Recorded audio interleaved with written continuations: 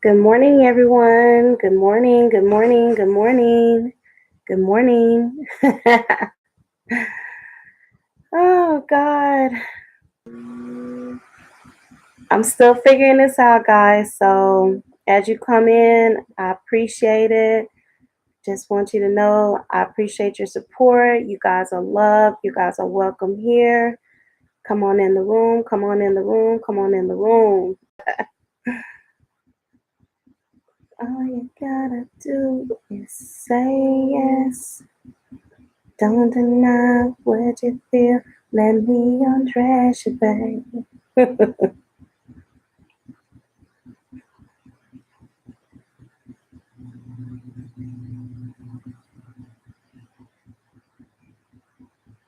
Good morning, good morning, good morning.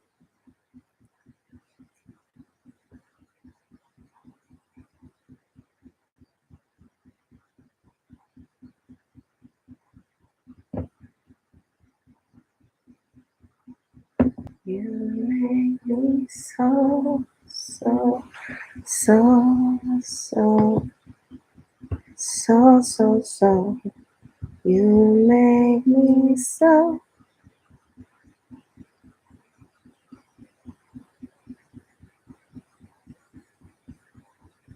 Okay, let's see here. Y'all forgive me. I am trying to work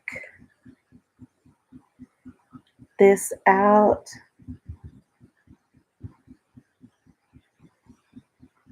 So if I look like I'm not paying attention, it's just as I stated before, this is all very new to me. So I'm really learning as I go. And as with all things, when you first start out, often I mean, I don't know about anybody else, but usually when I first start doing something, I don't know what the heck I'm doing. Usually I don't have the slightest idea of what I'm doing.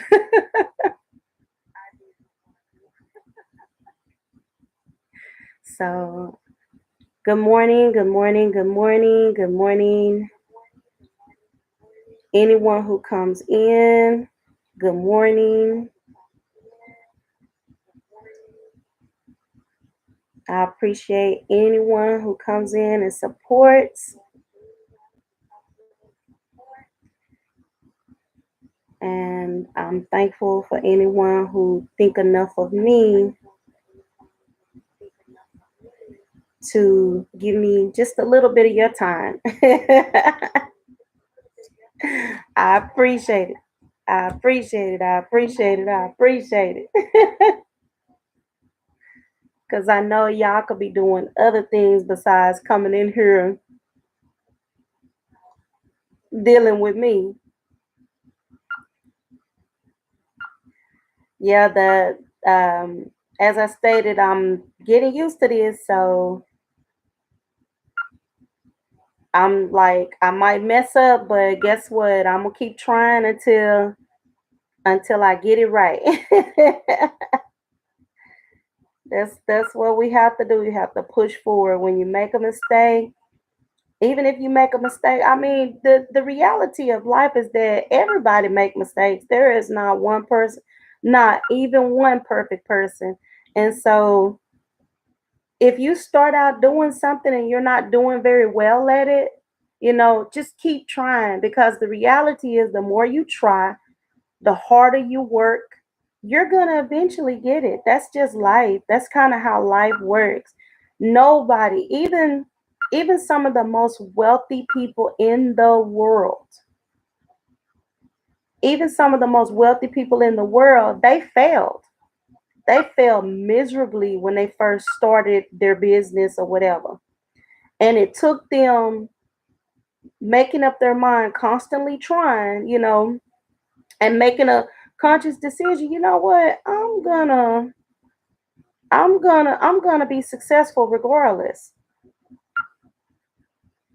It took them making a It took them making a decision that they were going to be successful regardless of, you know, how many times they failed, how many times they made mistakes. The You would be surprised how many businesses, really, how many businesses have been so successful, not because they knew what they were doing initially. That wasn't it. They actually started becoming very popular or making, you know, they became successful because they made up their mind to go ahead and hang in there until things start getting better. And so that's the reason why I say, even if you make a mistake, even if you make a mistake, don't worry about the mistake. We all, it like the song says, we fall down, but we get up. Sometimes, in order for you to be as successful as you need to be, sometimes, in order for your life to be as prosperous as it need to be, you got to fall down. You got to fall down and you got to get back up. Good morning, Yvette. Good morning, Andrea. Good morning, guys. Good morning. I'm so glad to see you this morning. I was just saying, started out this morning a little bit, struggling a little bit because my this live. Okay, thank you, Yvette. I certainly appreciate the support, hun. I really appreciate it. I started this live, I scheduled it and everything, and for some reason, things didn't go the way I thought they would go. And so instead of me getting frustrated and mad and giving up, I just said, you know what? Everybody make mistakes. Keep pushing on. So I just got in there and fooled around until I got this joker up and running, and bam, here we are.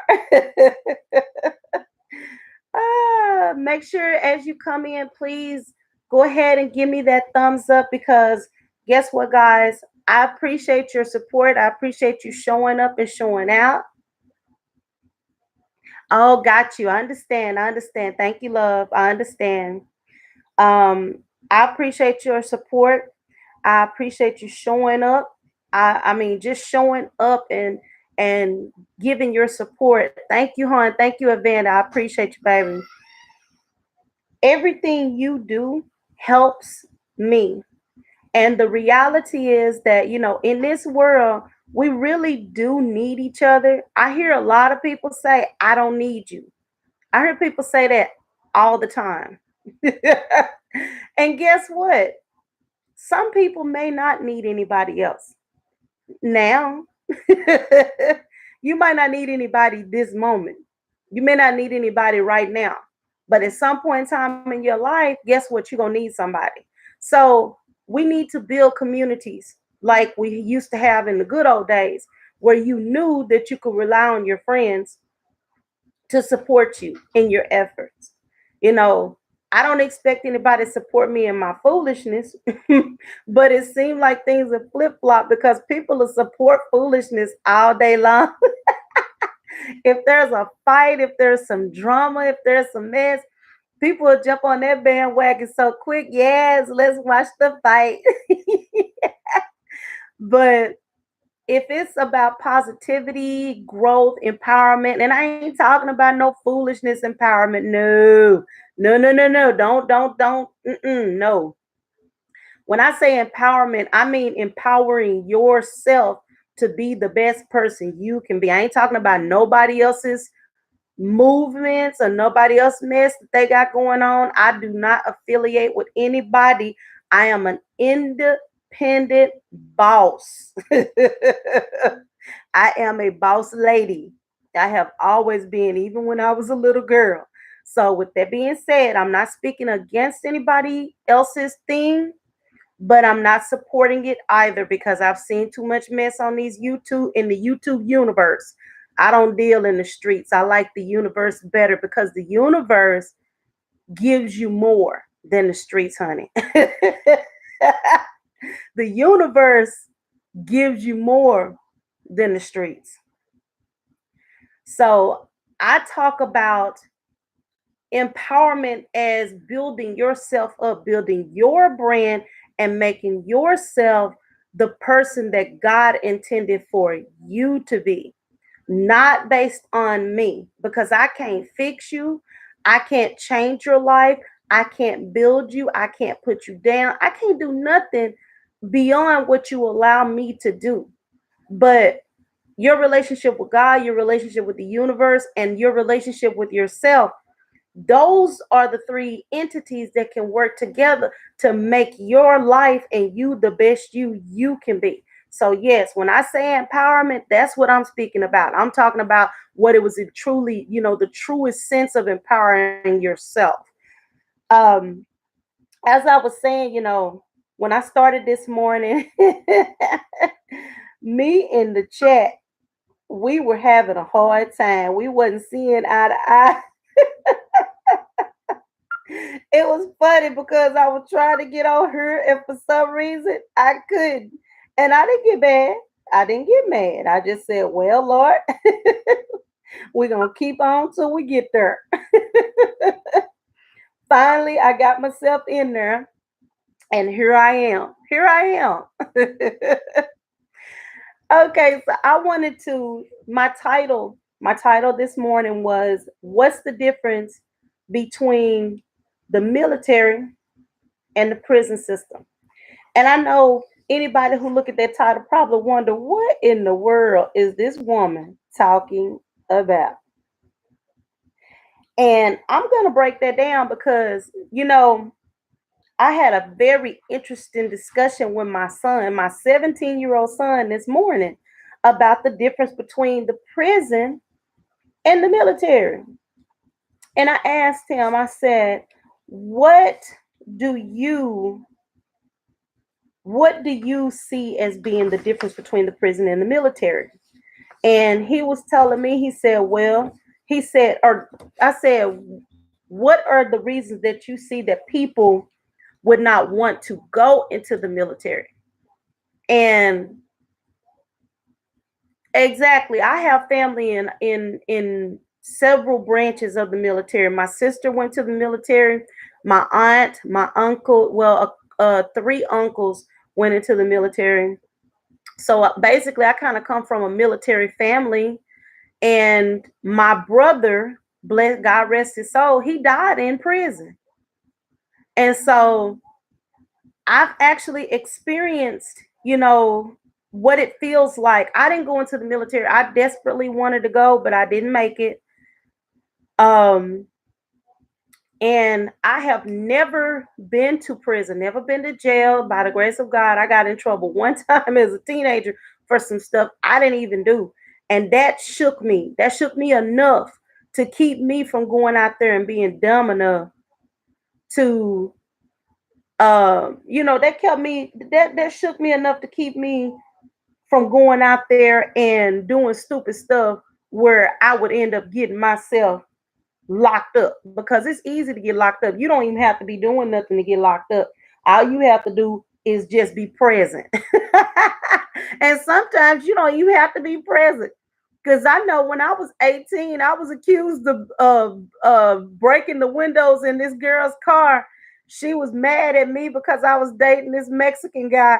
And I don't know if she wanted him for herself or what. I don't know what her deal was. But I know that sister was mad at me.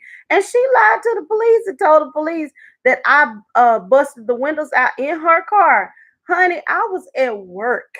I was at work 71 miles away on the clock as a CNA. So there was no way I could have snuck out, drove up there and drove back. They would have missed me for that 3 hours. They would have missed me.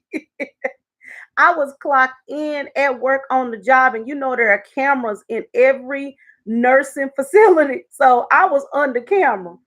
Ain't no way in this world Okay, thank you, hon. You have a blessed day. You have a blessed day. I appreciate your support. There is no way in this world I could have got away with I couldn't have got away with getting up, going from one city, several cities over, 71 miles away, busting out this female's car windows and then coming back and nobody missed me at work for 3 hours. That wasn't gonna happen. So the next time I went to visit my boyfriend, the police was called on me. They took me. They were trying to book me. And honey, let me tell you, I was in one of them little Arkansas towns where they was real prejudiced. And they were finna put me in jail. I got to praying. I said, Lord, I didn't even do anything wrong. I got to praying and calling on the name of Jesus. And honey, when I tell you he showed up and showed out for me, do you know I ain't never heard in my life them trying to put you in jail? And for some reason, they didn't have enough beds. They didn't have any beds anywhere they tried to send me. And they tried to send me to several different places. They didn't have no beds. I don't care what nobody say. God will make a way for you somehow. God will make a way. That I went to court. I let that judge know, sir, your honor, I was at work on the clock, under camera, 100. I mean, if you do the round trip, 142 miles round trip. There is no way on God's green earth that I could have possibly busted out this woman's windows and not have been noticed missing from work. So he still put me on 5 years probation. 5 years, yeah, probation for some stuff I didn't even do. Let me tell you something. It is so much easier to get in trouble. It is so much easier to get yourself locked in the system, even if you ain't done nothing wrong. It is so much easier. And so that's the reason why you have to be careful. You have to guard your freedom. You have to guard your freedom. Because if you don't guard your freedom, guess what's going to happen to your freedom? It's going to be taken away from you. And people will sit back and laugh at you. And the sad part about it is they'll be sitting back laughing at you and you ain't did nothing wrong. You ain't did nothing wrong. All you did was be someplace that you didn't have no business being, which at the time I wasn't doing anything wrong. So to say I was in a place that I didn't have any business being, that's not even true. I was visiting my boyfriend like we did every weekend. He would come visit me. I would go visit him. He wasn't bothering anybody. I wasn't bothering anybody. We were both just living and doing and breathing, just being our unique selves. And because of somebody else's jealousy, because I had a nice looking man who took care of me and did good by me, and because I was a nice looking young woman, some woman got mad and she lied on me. And so, I was asking my son this morning, I was like, so what do you think? How do you feel about, what is why do you think people don't want to go to the military? And he said, well, a lot of people have told him that they didn't want to go to the military because they didn't want to go to the military because they didn't want to die. Okay. All right. So a person don't want to go to the military because they don't want to die. Okay. But how does that make sense? That's what I was trying to figure out. Because you can say that you don't want to go to the military because you don't want to die. But if you think about it, now just think about this. If you go to prison, don't you stand an opportunity that isn't it possible that you could die in prison? Okay. So you have some people who say They don't want to go to prison because they don't want nobody telling them what to do. They don't want nobody dictating their lives. Okay. If you go to prison, isn't somebody going to be telling you what you can do and when you can do it? So, we kept talking about it. We just kept going on with the conversation. Okay, so the next question was,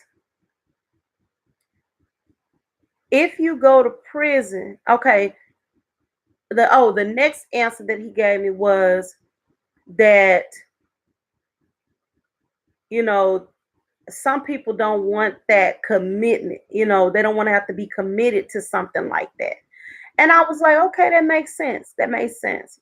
So basically, what you're saying is people don't want to go to prison because they don't want to risk their lives. They don't want to make the commitment, and they don't want nobody basically like telling them what to do. But people don't want to go to the military.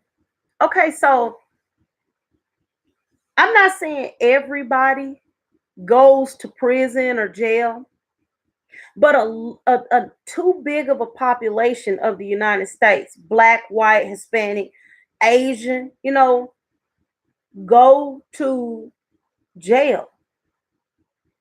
These same people will waste years of their life in jail.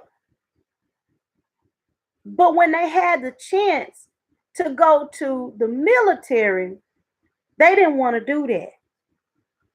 That makes no sense. You may not want to go to jail, but if you're doing those things that'll make you go to jail, you could eventually go to jail. But you can make a conscious decision to go into the military and serve your country. Now, you may not agree with everything that's going on as far as the politicians are concerned, but that's a whole separate issue. That ain't got nothing to do with your service. It has nothing to do with the fact that you get benefits from going to the military, whereas you get no benefit, zero benefits from going to jail, to prison. You get zero benefits, no education support, no potential loans for homes, no potential business loans. You can't walk up into any workforce center and basically be front of the line, because there are jobs there is a certain percentage of the job market that's set aside just for veterans, just for people who have served. As long as you are in good standing, as long as you got, and like say for instance, you get discharged on medical leave, or you get an honorable discharge, or you go and serve your time and you come on out. Those three people have preference in the workforce. Those three people have preference in the workforce. So if you are the type of person who makes a conscious decision, good morning, the boss, life online. Good morning. Thank you for showing up, hon. I sure appreciate it. If you are the type of person who makes a conscious decision to serve your country, yeah, you're gonna have to make some sacrifices. Somebody gonna tell you what to do. You're gonna have to sacrifice the things that you're used to doing, because you're gonna have to line up with what the military wants you to do. Thank you, ma'am. You're gonna it's all that's the thing. What people don't understand, that's the thing about going into the military. Yeah, you have to make some sacrifices. There's going to be some changes. There's going to be some things about your life that are going to be beyond your control. But if you go to jail, it's the same thing. If you go to prison, it's the same thing. The difference between the military and prison is that at least the military gives you benefits. Prison gives you zero benefits. Matter of fact, prison gives you negative benefits, because when you re-enter into society, there's going to be a big old stamp on your forehead that says this person went to prison. And when you fill out an application, you're going to have to disclose that information. Often, you're going to have to disclose it. When you go apply for an apartment somewhere to live in certain communities, they ask those questions, especially if you're a sex offender, especially if you've dealt any kind of drugs, if you've been convicted of any type of drug type, convictions. A lot of the time, our decisions, because we don't want nobody telling us what to do, can get us in trouble and land you in prison. So yeah, I believe me, I understand everybody should have the right to free choice. But I need us as I really need us in the Black community to start thinking about our choices. Think about your choices. Yeah, who wants to go serve a country that doesn't necessarily love them? You know what I'm saying? But people in your community don't necessarily love you. You live in the same community with them. Sometimes people in your own family don't love you. And you can't get rid of them no matter how hard you try. The point I'm trying to make is that there are always going to be actors in our life who don't necessarily support us, love us, that are not necessarily there for us, and sometimes that have no benefit whatsoever for our lives, period. But we have to choose the greater of two evils, and that's just the truth. Anybody who tells you otherwise is lying to you. Anybody who tells you otherwise is lying to you. I can sit here and lie to you all day long, but I'm not going to do that. I don't have time to lie to you. I want to be honest and I want to tell the truth to you because I'm pretty sure you expect that from me. You expect me to be truthful. Now I know there are some people who like to lie. I get that. I understand. But for the sake of being, a person, the authentic and unique and original person that I am, I'm gonna tell you, I prefer for somebody to be honest with me. Even if a person tell me they don't like me, I prefer for that person to tell me they don't like me, and that's fine with me. You ain't got to like me. If you tell me you don't like me, I guess what? I If you tell me you don't like me, I can accept that. You know why? Because you're being honest. Good morning, my family garden. Thank you for showing up. I appreciate you. Guys, make sure when you come into the room, if you would please, please, please, please go ahead and hit that like button. I certainly appreciate it. I'm doing wonderful this morning. I got up this morning feeling really good. This live was not planned. And I'll have to get better about that, guys. I really will. It wasn't planned, but I just, I felt like, thank you, my family garden. Thank you, the boss lion for life. I just felt some energy, I felt some positive energy and I felt like sharing it. And often I have these thoughts that go through my mind. My 17-year-old, that kid, I don't even know what to say about him because he's a very deep thinker for a 17-year-old. We were talking about, why people choose not to go into the military. And I understand, believe me, I understand many of the reasons. Thank you, the boss line for online. I mean, the boss life online. Sorry, I want to get your name right. Um, Honestly, I understand people who say they don't want to go into the military. I completely get it. It's not going to be for everyone. Some people really can't deal with that level of stress. But there are some people who have been misinformed. Matter of fact, there are a lot of people who have been misinformed about serving the nation. Good morning, Darlings Pearls. Good morning. Thank you so much. Make sure you press that button for me as you come through the door. I certainly appreciate it. I appreciate your support. I can appreciate anyone making any decision that they make. Thank you so much, dear. I appreciate you.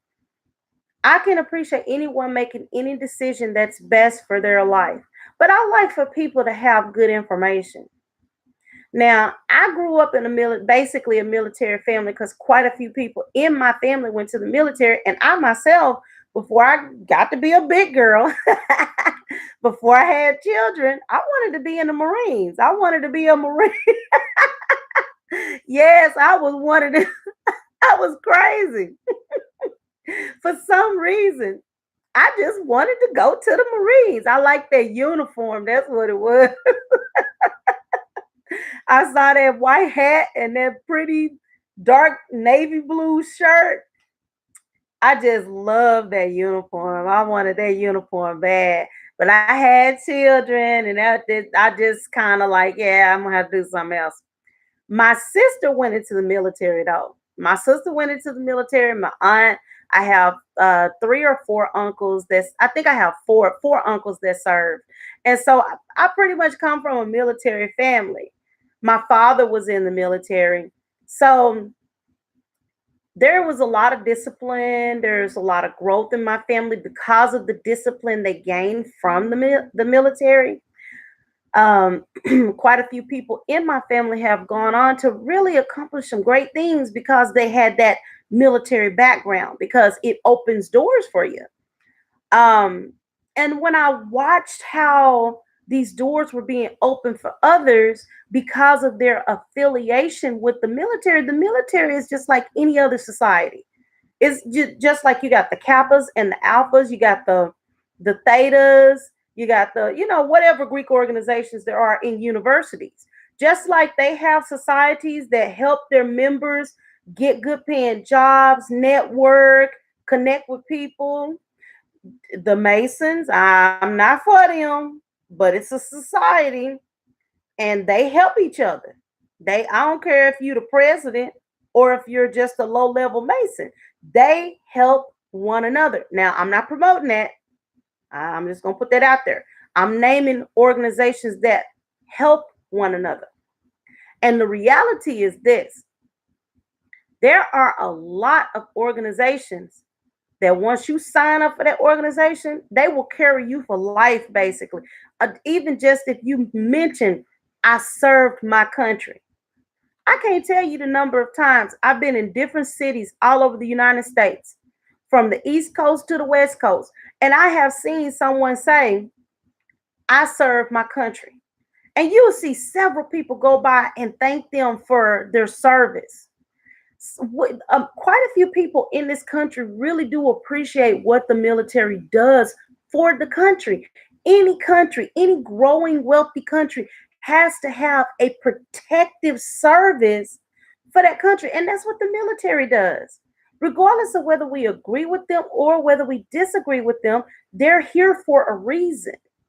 And I am a serious advocate of young people tapping into those resources, because those are resources you can't get anywhere else.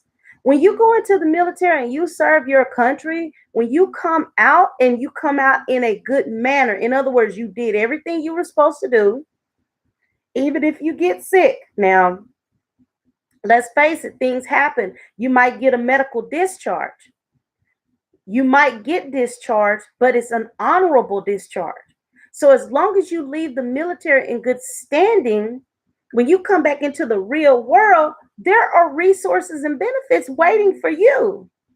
And I know often people try to say, oh, the military don't do nothing for their people. Yes, I know the VA is horrible. I know they could be a lot better. I know. I believe me. My sister is a disabled veteran. She goes through all kinds of stuff. But guys, let's face it, there are VA benefits. There's a whole section of the population here in the United States of America who has no benefits, period. They're not on disability. They're not receiving any type of public assistance. They're just existing. And if they don't have a job, often they're homeless and they don't have anything. So, and then think about people who come out of prisons who have no benefits. Because when you go to prison, especially if you get a felony, your rights are stripped away. So basically, you're just another class of citizen here in this country. There are a lot of benefits that you're not entitled to, social service wise. It's like I said, when you go into the military, at least there are some positive benefits that you leave the military with intact when you leave out. Because the reality is that when you go in the military, they're going to strip you down. They may talk bad to you. It's a possibility that you could lose your life. I mean, that is the truth. But if you go into a prison, they're going to strip you down. It's a possibility. Thank you for showing up. My kitchen, my workshop by NH2. Thank you so much, for showing up. If you would, go ahead and smash that button for me, please. Thank you. I appreciate your support.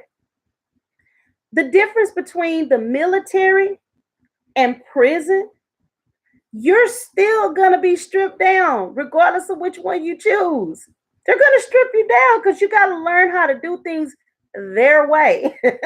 I'm doing fine, my kitchen. I'm doing real good this morning. As I stated, the difference between the two is just placement. Because when you're in the military, you can't do anything that you just want to do. You have to follow the rules. You got to be where they tell you to be when they tell you to be there. And if you try to leave and they didn't say you can leave, you can end up in military prison. So I just want to let you know, either way, whether you in the military or you in prison, you got to follow somebody's rules. The difference between the two is that when you leave the military, you leave with benefits intact as long as you do what they tell you to do. When you leave prison, you leave with negative benefits. You go back into to society being treated like you're not a person. And then we wonder why people end up going back to prison. We wonder why recidivation, in other words, those who offend and reoffend, why it's so high. The recidivation rate is so high because people go to prison, they're out of touch with society, they don't know what's going on, and then when they come back into society, it's hard for them to get into life, it's hard for them to tap into what's going on in real life, and so they have such a hard time trying to get themselves back together. They're relegated to little menial jobs where they don't make hardly any money. I don't care what anybody say. If you are not making any money and you can't hardly survive, it's going to make you think some kind of way. Now, I'm not saying it's right to break the law, but if you've already broken the law before, you were making good money, you come out, you try to get a job, this job don't want to pay you. People want to treat you bad because they know you've been in the military. So not only do they want to treat you bad, they're also trying to, they're trying to, they try to keep you under thumb. You know what I'm saying? They try to make you feel like you have to do things their way or you're out of here. And I'm gonna be the first to tell you. I'm gonna be the first to tell you. You know, I'm a pretty decent person. But if you try to make me do something, you probably gonna see a bad side of me. I don't like nobody trying to make me do nothing. Now, if you ask me politely, I just might do it depending on what it is. I'm a very genuine and sweet person. I like to help folks, but you can't make me do nothing. So yes, like I said, my kid and I, we were really just really discussing this. I love talking to him because he's a deep thinker at the old age of 17. He's a deep thinker. He be thinking about stuff more deeply than some adults, than some grown folks. And he was saying, he said, Mama, he said, I would rather go to the military. I'd rather serve the country, get my benefits, and then come out boss. I said, exactly. Because when you come out, people are going to be more eager to give you a job because they're going to say, if you were able to make that sacrifice to serve the country for a certain period of time, then we're prepared to make the sacrifice to invest in you. And that's what, when I worked as a manager, I was very, very, very, very, very appreciative of my veterans. It's something about a veteran that I just wanted to help them because I was like, dude, you serve the country, or ma'am, you serve the country. I want to help you. I want to do what I can for you. So, and often they were good workers because they learned discipline. I didn't have to beat them over the head to make them do anything, which I wouldn't do that anyway.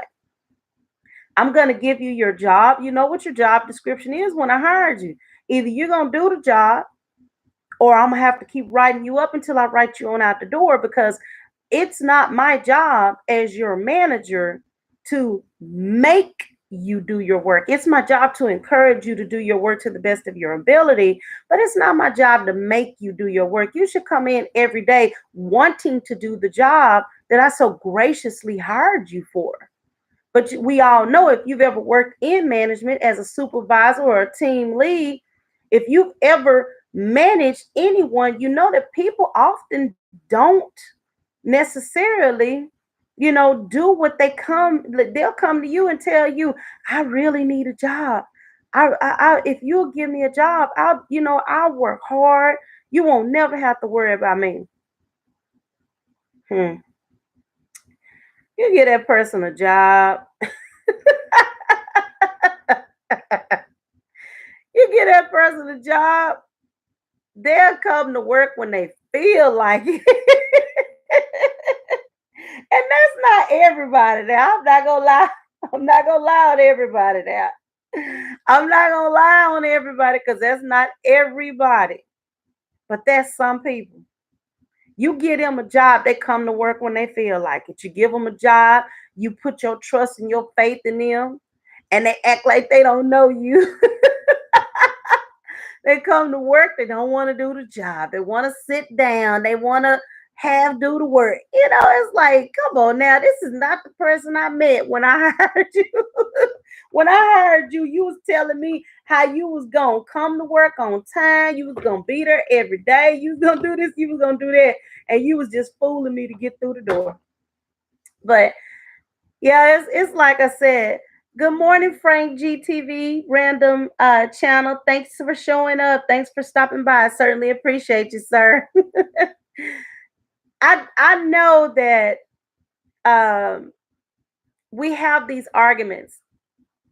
Oh, thank you, sir. We have these arguments. I mean, my in my family, we've got every type of person you can imagine. So we have arguments about a lot of different things. And as I was stating before you came in, Frank GTV, my son and I, my 17-year-old son and I, we were discussing what's the difference between prison and the military. And we were going over the differences, and in ways they're much the same. You could get killed in either one. I mean, it's the truth. Um, we were discussing how they will strip you down and make you do things that you don't necessarily want to do. I mean, that's just the truth of it. When you go into prison, they're gonna tell you what you can and can't do. If you don't follow the rules, they're gonna beat it into you, or they're gonna isolate you until either you stay in isolation all the time because you won't follow the rules, or you're gonna fall in line. One of the two is gonna happen. In the military, they're gonna beat it into you, they're gonna drill it into you that these are the rules and this is what we want you to do. And either you're gonna follow the rules or they're gonna put you out. And when they put you out, it's not gonna be a good thing. So when you look at the prison system, you look at the military, the one thing that has to be addressed is, what's the benefit? What's the benefit for being in prison? And what's the benefit for being in the military? Exactly. Frank G, I never went to jail. I was talking about it earlier. I remember once somebody accused me of doing something I did not do. I was at work on the clock, minding my own business, working hard because I was a CNA. My job, you couldn't sneak out. There was no sneaking out. There were cameras all throughout the building. So if I had left that building, somebody would have known about it. Even if they didn't figure it out right away, the place where I was accused of being was 71 miles away. They're gonna miss you after you're not there when your lights come on. You're not answering your lights. They're gonna miss you. It's gonna take 3 hours away from your day to go to a place that's 71 miles away, do whatever it is that you went there to do if you're gonna go and come right back, and then drive that 71 miles back. Just the drive time alone is 142 hours. You know what I'm saying?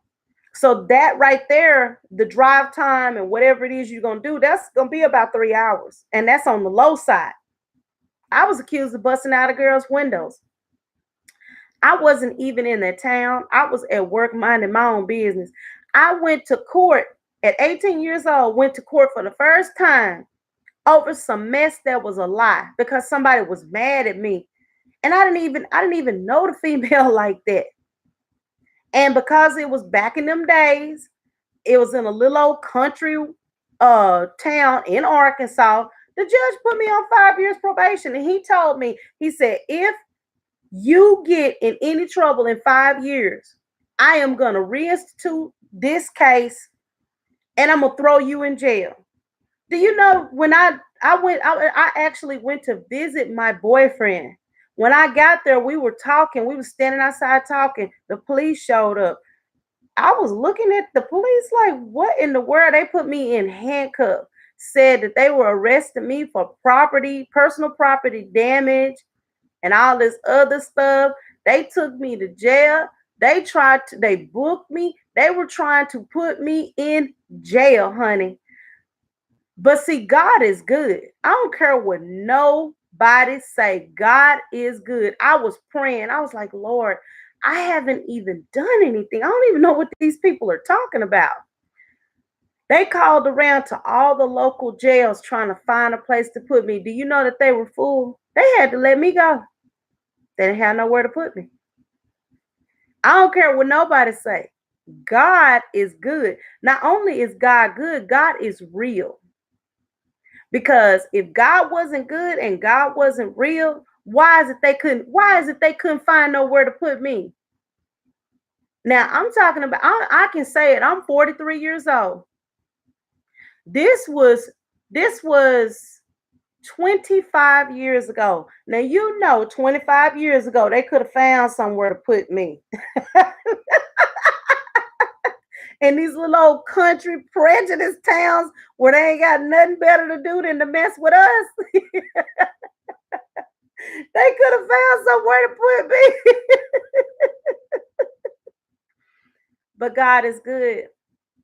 God is good. God made it so that they couldn't hold me. And I don't think I'm nobody so special because of that situation, but I know I'm his child. I grew up in the church. It was a show enough blessing. I grew up in the church, and I had all my life, I have always tried to help people. I've always tried to do what the Lord said. Love ye one another as I have loved you. I have always tried to give to people. I've always tried to help people. I've always tried to mentor people. I've always, like, if the Lord blessed me with something, I would always try to share as much as I could.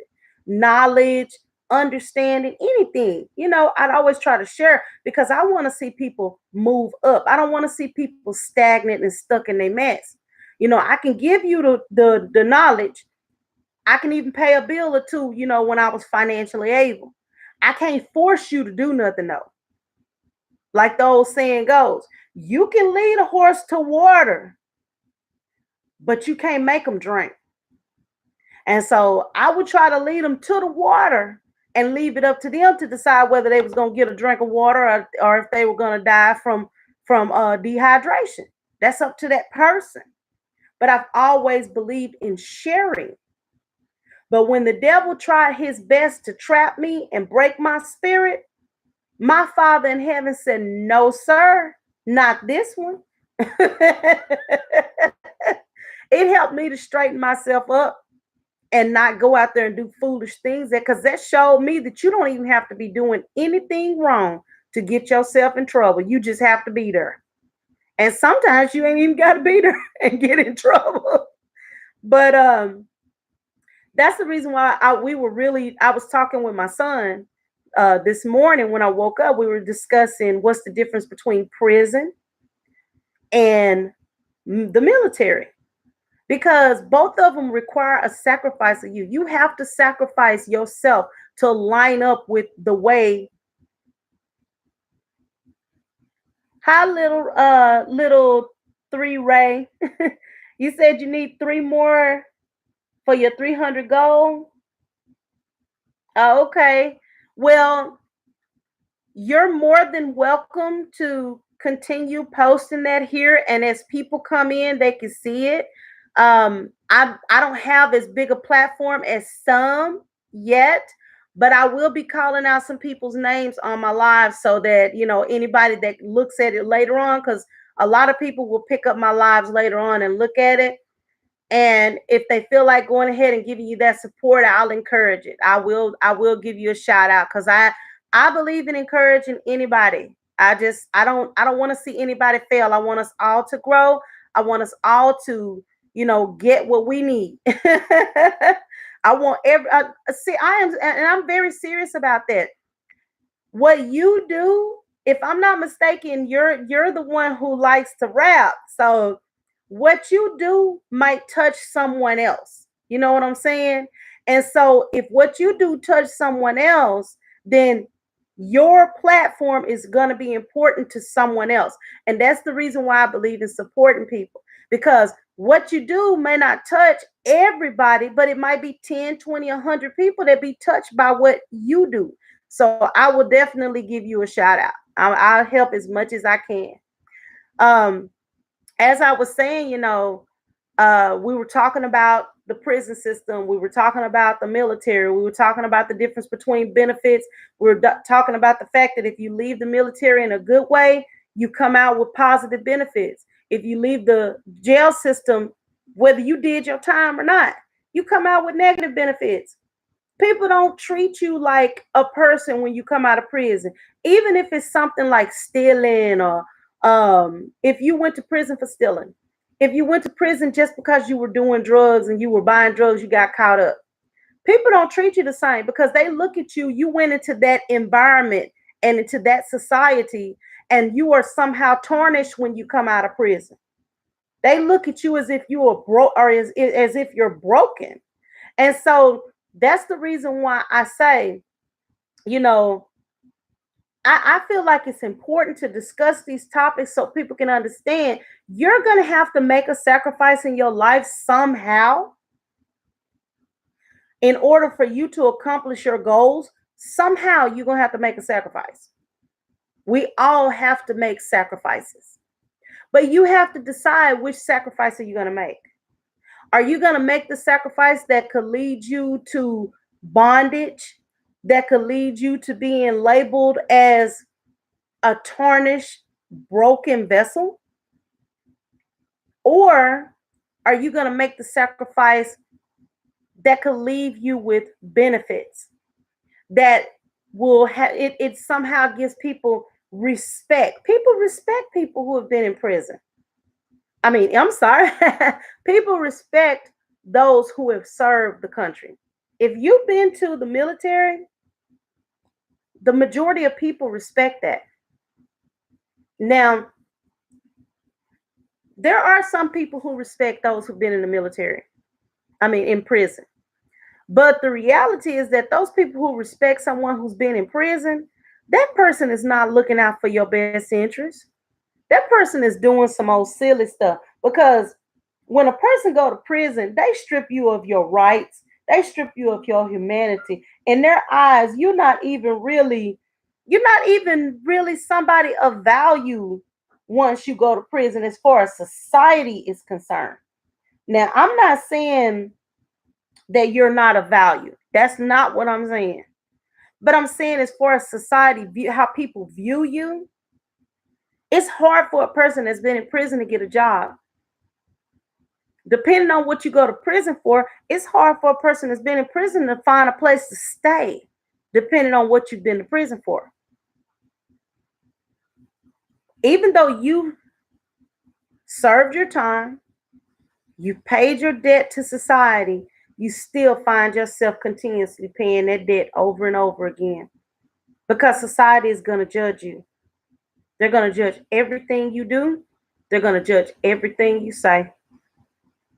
And some people are going to sit back and wait for an opportunity to help you fall. And that's the truth. That's the God heaven truth. So, I just want to encourage people when you're making these decisions, whatever your decision may be careful about the decisions you make, hon. Be careful about the decisions you make because the reality is, regardless of what decision you make, nobody has to live based on that decision except for you. Nobody has to live based on that decision. You're the only person who has to live based on the decisions that you make. You're the only person who has to live based on the decisions that you make. Now, some people may be affected as a result of the decisions you make. That's true. Other people just might be affected. But as far as life is concerned and someone living their life and someone reaping the rewards of the decision they make, you're the one who's going to have to reap. Good morning, Juicy Guave. You're the one who's going to have to reap the rewards of the decisions you've made. And if you don't make good decisions, you may not have there may not be good rewards for you. They're just, and it's just the truth. There just may not be good rewards for people who don't make good decisions. And that's just the truth. Now, the other part of my live this morning, going forward, my live is going to be about growth, change, and appreciation. Little three-way. See, LIL three-way. I was just gonna shout out some people who are just, well, for one thing, I was gonna shout out some people who have actually, been following me for quite some time. And I'm shouting them out because I hope and pray that, um, good things will come their way. I want these people to be blessed. I want them to grow. I want them to grow. I want them to grow. One of the people that I would definitely love to shout out, Tracy _Brain Kelly. When I first started doing videos, even before I ever thought about doing a live, before I ever thought about doing a live, she supported me. She always watched my videos. She would always, she's always supported me. So I want to make sure that I give her a proper shout out. I want to make sure I give her a proper shout out. And I want to make sure that people go and check her out. She's a growing channel. She's a growing channel. Let's not show that in. Let's see how we're going to do this. Okay. She is okay, let's see. We're going to make sure we get her up there. I know it's backwards, guys. Forgive me. She is a growing channel. She has a growing channel. And we all, and I'm a firm believer that we all really, really, really, really, really need to look out for one another. You know what I'm saying? We need to look out for one another because this is it's a competitive thing. If you go to someone's channel and it doesn't necessarily fit your lifestyle, refer friends that you think may, let's say not refer, show love or talk to your friends and let them know about that person. You know what I'm saying? Word of mouth. Word of mouth.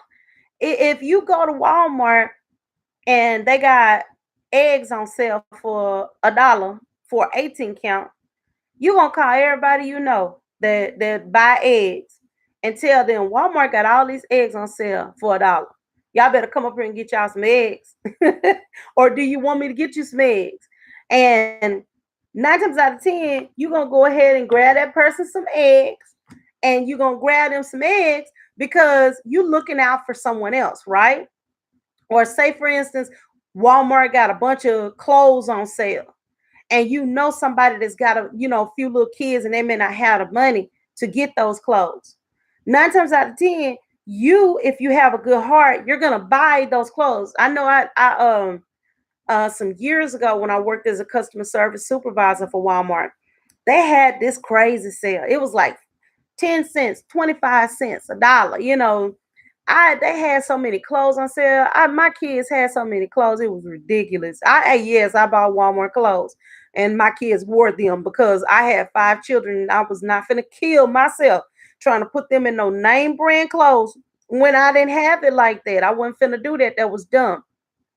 My kids went to school. They were clean. They were nicely dressed. They looked nice. They were happy, and that's all that mattered. But I knew someone who had 3 little kids that she got out of foster care, and they were not her children. Yeah, all right. The boss line, the boss life online. Yes, ma'am.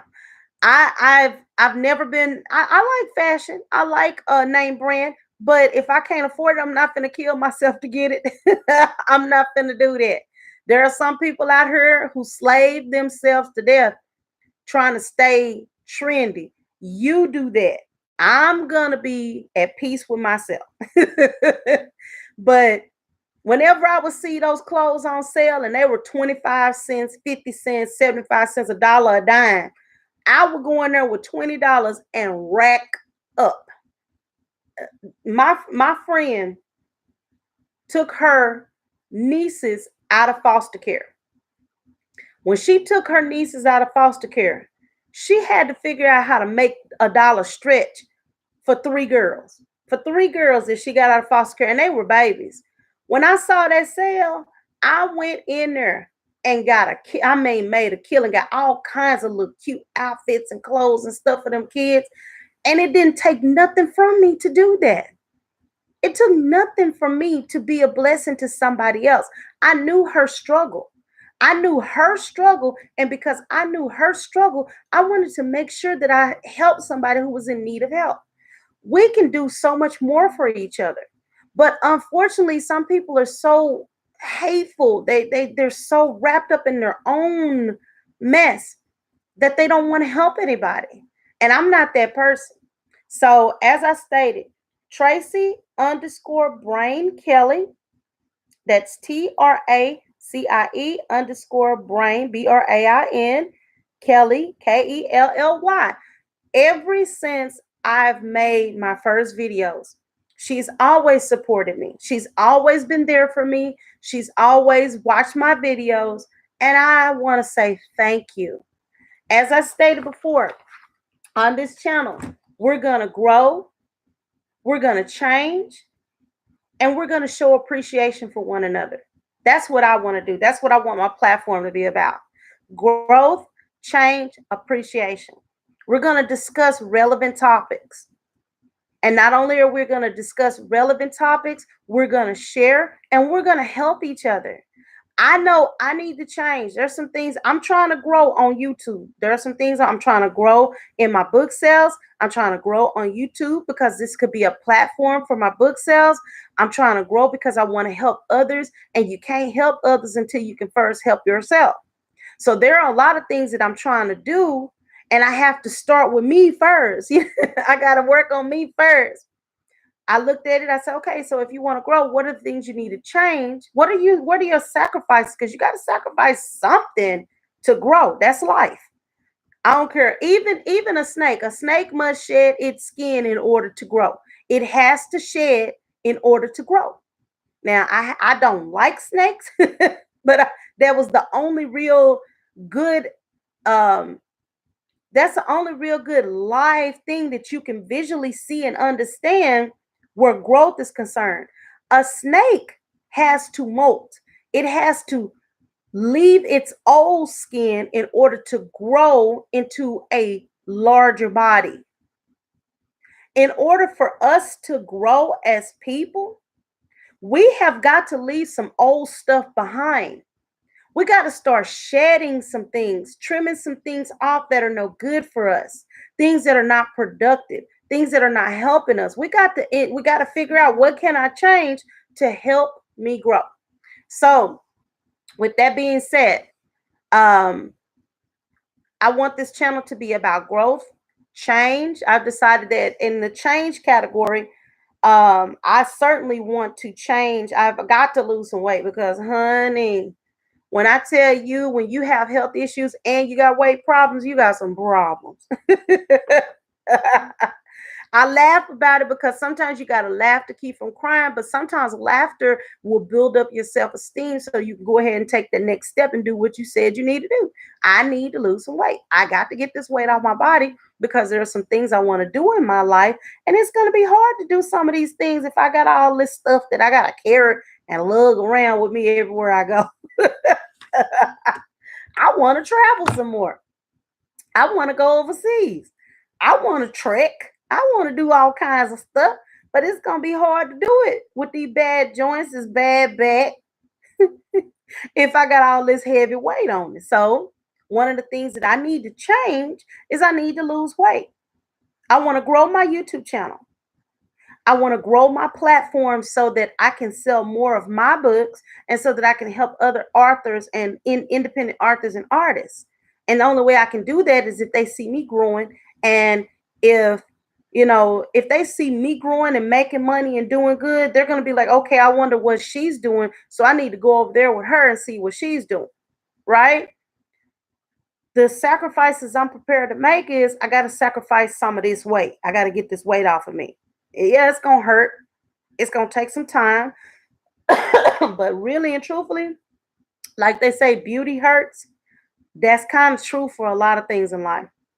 A lot of things that we want to do in life, it's going to hurt somehow. It's going to either hurt your time, it's going to hurt your pocketbook, it's going to hurt it's going to hurt. There's something even when boys go through growth spurts, like when they're going through their growing pains, their legs hurt because their bones are growing. Their legs hurt because their bones are growing. And that just lets me know that if we're going to grow, it doesn't matter who you are. If we're going to grow, then we have to be prepared to go through some growing pains. We have to be prepared to change something. And then always be the person to have gratitude in your heart and show appreciation, not only for the struggle, but also show appreciation to others who have helped you along the way. That's something that I desperately, desperately, desperately want to do. I absolutely want to make sure that I show appreciation to those people who have given me the time, the energy, the love, given me their all. I want to show appreciation. So this is our live GCA. In other words, grow, change, appreciate. I know that there are going to be so many people who will, look, and they're going to be like, okay, well, you're not doing the best, or you're not, who are you to, speak these things. Believe me when I tell you, anybody who really wants to accomplish something can do it. I've accomplished so many different things so many different times. I've had my ups in life, I've had my downs in life. We all go through cycles when life is not, oh, excuse me. Oh, we all go through cycles when life is not what we want it to be. You see me like I am today. I issue myself a challenge. In 2, 3, 6 months, I will not be the same.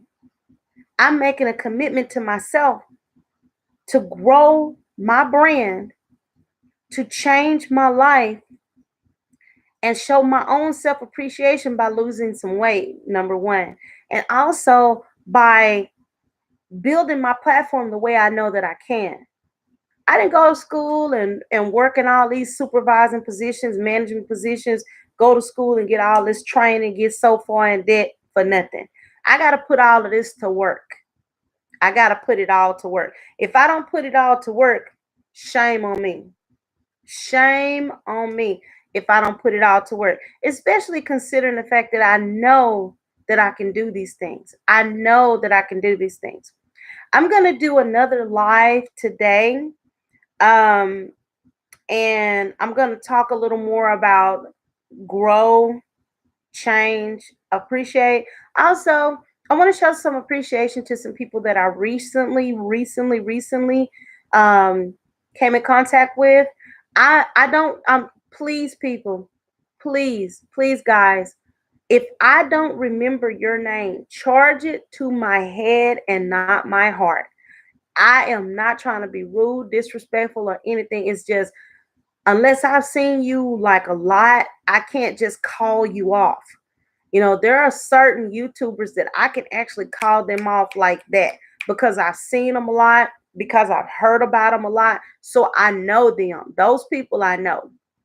But if I haven't seen you or heard from you, we haven't talked, we haven't interacted very much, it's going to be hard for me to remember you. But guess what? Don't worry about it.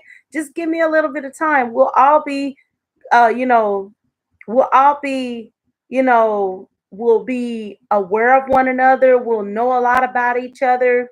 We'll, we'll be, supporting and we'll be uplifting one another, giving one another time, and this is something that I want to say.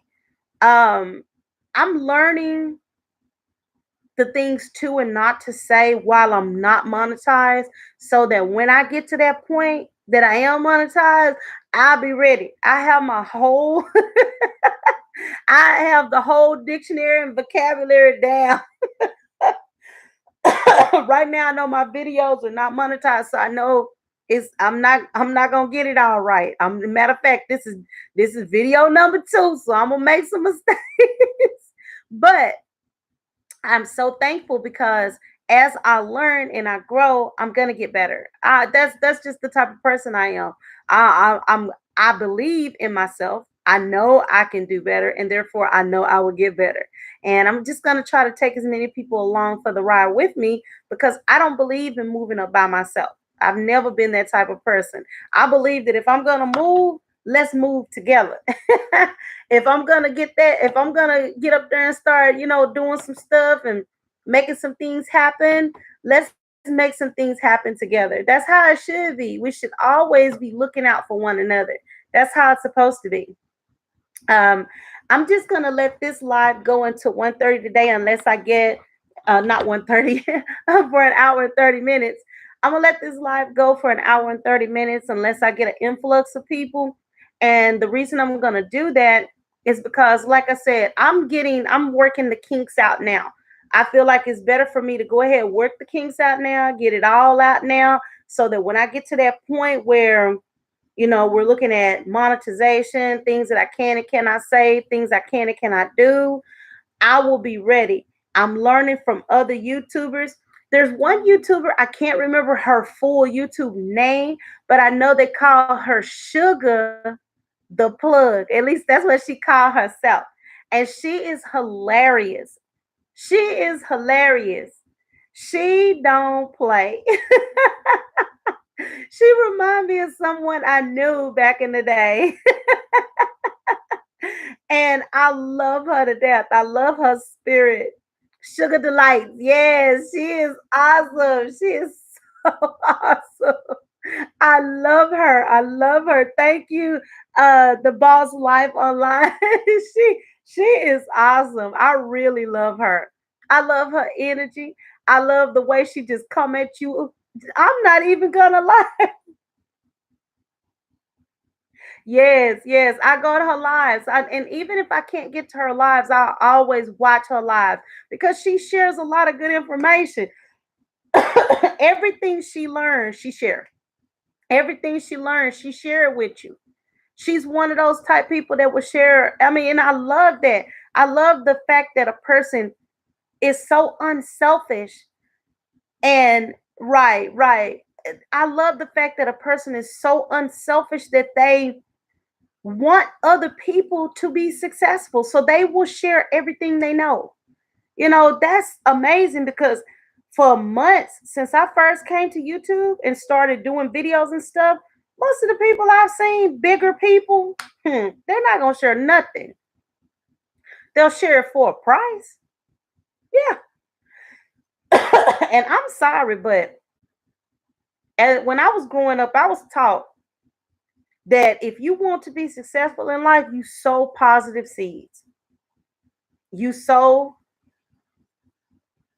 exactly the boss life. That is so true. It's like, what does it take from you when you see that someone is on disability, they barely making it, and they're trying to get their life together a little bit, and you've got this magic plan that could be a help to them?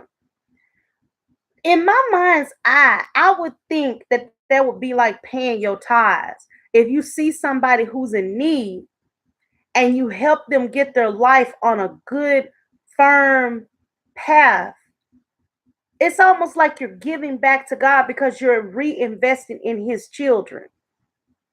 Why not do that? What's so hard about that? But people don't think that way. People do not think that way. They're not going to invest in somebody and teach them how to be positive and teach them to keep paying it forward and teach them to keep sowing seeds into other people. They will teach you something and tell you don't tell nobody. Keep it to yourself.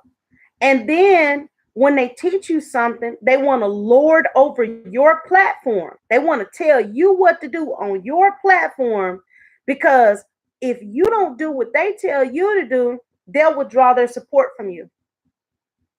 I'm not going to support you anymore. I'm not going to send people to watch your videos. I'm not going to send people to watch your content that you upload. I'm not going to send people to your lives.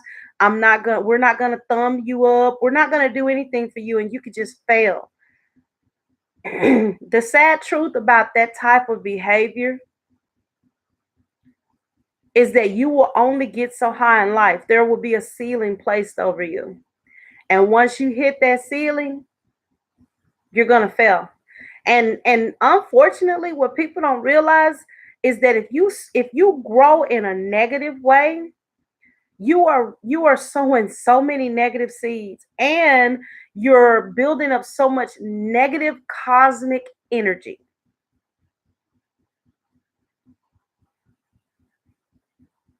I have been online a long time and I have seen it all. It's better to help people follow you when you help them. That's right. If you help someone else, that person is not only going to follow you, they're going to tell other people about you. And that's the reason why I mentioned Sugar Delights, because that sister is amazing. I don't know her. She does not know me. And matter of fact, I'm going to tell you how I came across her platform. I came across her platform because I had dealt with author Sheila D. She's another person who is awesome. Amazing. Amazing. She believes in helping people grow, helping people expand beyond you get into this rut where it seems like you're not going anywhere. But there are some people out there that will help you grow. They'll show you how to expand. And that's what these women are doing. That's true empowerment. They're giving you the tools to help yourself. Empowerment means empower. You. Empower yourself. Giving power to yourself. These people are giving you the tools so you can bring the power to yourself. That's what they're doing. And that's the reason why I support them. That's the reason why I will always give them shout outs and I will always give them support and I will always share their information with other positive people. Now, I'm not going to send a bunch of negative junk to them simply because I don't expect them to be able to clean up other people's lives. That's a kind of a personal decision. We have to make a decision to clean up our lives and get a lot of negativity and junk out of our lives. But if a person is already ready and desperately wanting to grow and build themselves, coming in contact with somebody who is freely sharing what they know, it helps, especially when you've been dealing with a lot of mess. It helps. It gives you another, it lets you know that there is some good out there after all. There is some good out there in this world. Everybody is not bad. Everybody's not playing games. Everybody not trying to fight and show out and do all of this old weird and crazy stuff. Everybody is not trying to reap. I know I said on one of my videos, this one YouTuber, I said she'll sell her soul, your soul, grandma's soul. We all gone. All of our souls will be sold because she chasing that dollar. We don't want them people. We don't need those people. I don't need nobody trying to sell. You can't sell my body and you can't sell my soul, honey. I'm not going for that.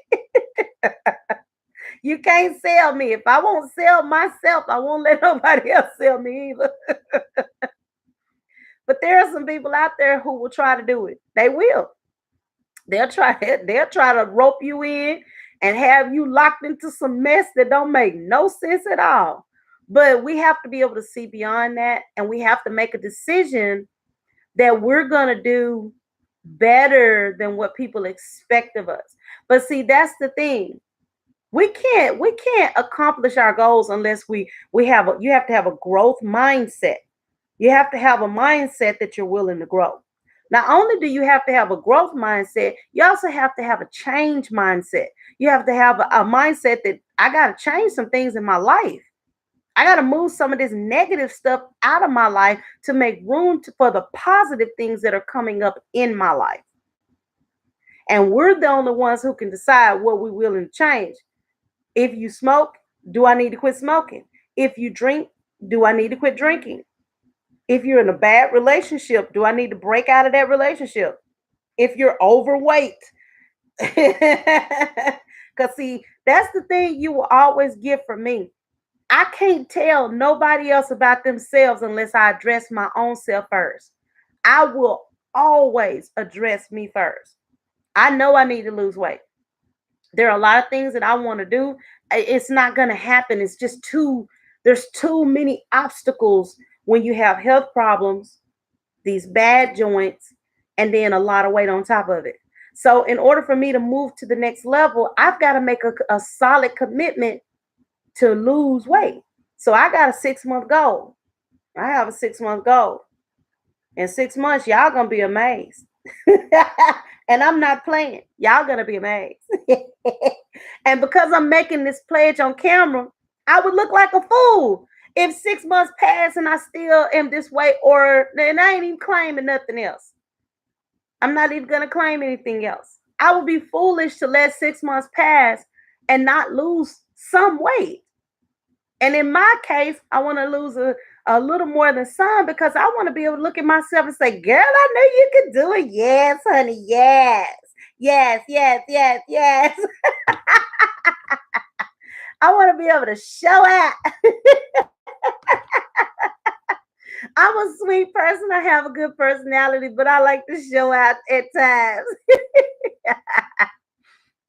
I want to be able to look at myself and say, ooh, look at you with your little hot tail. I told my sister that the other day she came over here. She done dyed a portion of her ponytail hot pink. Now, she's got, yes, ma'am. Everybody like to show out. Yes, yes, yes. She came over here and pulled, she had one of those like sleep caps on. And she took this, she said, you see my hair? I said, I seen you on Facebook with your little hot self. I said, you think you doing something with your little fast self? She had that cute little, she had put some hot pink in her hair. And her hair is jet black naturally. So with that hot pink in it, it was very pretty. It was actually real pretty. what made it cuter was the fact that she put it up in a ponytail, like one of them side ponytails. She's a dark-skinned woman with this pretty dark, long, thick hair that I wish I had. And it was funny because she put her hair up in that ponytail. My sister's like 5 years younger than me, so she's like 38 or something like that. I said, girl, you think you slick with your little fast. That's how we talk to each other. Where we getting all this pink from? What you up to? But let me tell you something. My sisters know me. If I get up and I start putting on some makeup and be trying to make it look good and look right and do something with this hair, it's twisted now. So, this is the way I wear it because it's comfortable and I can twist it up, just go on by my business. It's twisted. This is my natural hair. It's not, if I take it down, it look mostly white like this. So I just keep it twisted up and I had put some red on it some months ago. So even though it looks darker, it is much lighter. This red is on her. It's gray all through my head, all through my hair. But if I was to do something with this hair, like if I was to take this hair down and blow dry it straight or just anything, just anything, or just do anything to it that was different. Or if I was to put on some makeup, honey, and tweeze these eyebrows, not tweeze because I don't believe in tweeze. I use the little razor and shape it up. If I was to shape up my eyebrows and put on some makeup, put on something real cute, these folks swear I was headed out there to do something bad. They'll swear it. I'm like, man, I ain't thinking about doing nothing bad. It's too much stuff going on out there in this world. It's too much stuff. It's too many people doing the wrong thing. Every time you look up, this person got that, and I ain't got time for that, honey. Even the superstars are dirty. I don't have time. They got all that money. Mm-mm. Mm-mm, mm-mm. I don't understand how you can have all this money and be dirty, just filthy. I don't get it. You would think they would be trying to protect themselves and make sure ain't nothing going on so they can live to enjoy this money they making.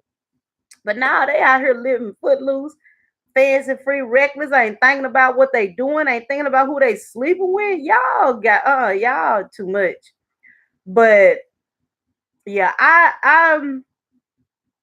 for a while I've been hiding out. I ain't really just been trying to be around folks. So I ain't really just been trying to do nothing no more than, communicate with people a little bit on this internet and see people when I go to my doctor's appointments or something like that. I ain't really just been out there. The last time I really did anything, my children and I, we drove from East Texas to California to Las Vegas, Nevada, and then we came back. That was the big trip we took one summer. I love to travel. I love to do fun things, but I'm a very safe person. I like to make, good choices because I want to enjoy my life. I want to have a life and I want to enjoy the life that I have. As I was saying, when I do my lives are basically going to be GCA, growth, change, appreciation. We're going to grow together. We're going to change together. When we all start hitting our big marks and people are showing up and showing out and doing big things, we're going to shout those people out because, when you pray, and I'm not saying praise the person, but praise the work that they put in. When you show appreciation to someone for the work they put in, that helps them. That makes them feel good about their accomplishments. And that's what I want to do. I want to shout somebody out and say, girl, this person started it, such and such, back few months ago. Now look at them. They done grew from 1,000 to 15, 20,000, 30, 40, 50,000, and they're making good money. Exactly. We have to encourage one another because ain't nobody else gonna encourage us, and nobody else is gonna help us. That's the thing. We have to help ourselves. We got to help each other. I was saying on one of my videos, I said we need to send somebody in the white folks camp, and I ain't saying white folks, but white people are more in tune with wealth at times and how to make wealth. We need to send an operative in the white folks camp and learn everything they know and come back over here and share it with the rest of us so we can grow too. I see, I was looking at this YouTuber named PewDiePie. This man got almost 100 million subscribers. I think is it, I think he got like 60 some odd million subscribers. And I believe he have that many subscribers because he's a goofy white man who do goofy white man stuff. My daughter, my child, my 14-year-old, she said, Mama, you gotta go and subscribe to him. I said, why? She said, because he and another channel based in India are battling each other for the most subscribers. Both of them have like 60 some odd million subscribers. They are neck and neck for subscribers. Now, I can believe that of the channel in India because there are, what, a billion people in India or more. So, you know, they're going to support, and they support each other. They back each other up. So that's actually not too far fetched for them, 60 some odd million. But this guy, I think he's in Sweden. He might be here in the United States, but I know he's from Sweden or from one of those, countries. This man has 60 some odd million subscribers. Can you imagine how much money he is making? That man is making straight jack. Do you hear me? He is making the money. We need to figure out how he got that many subscribers. Because that money is out there to be made.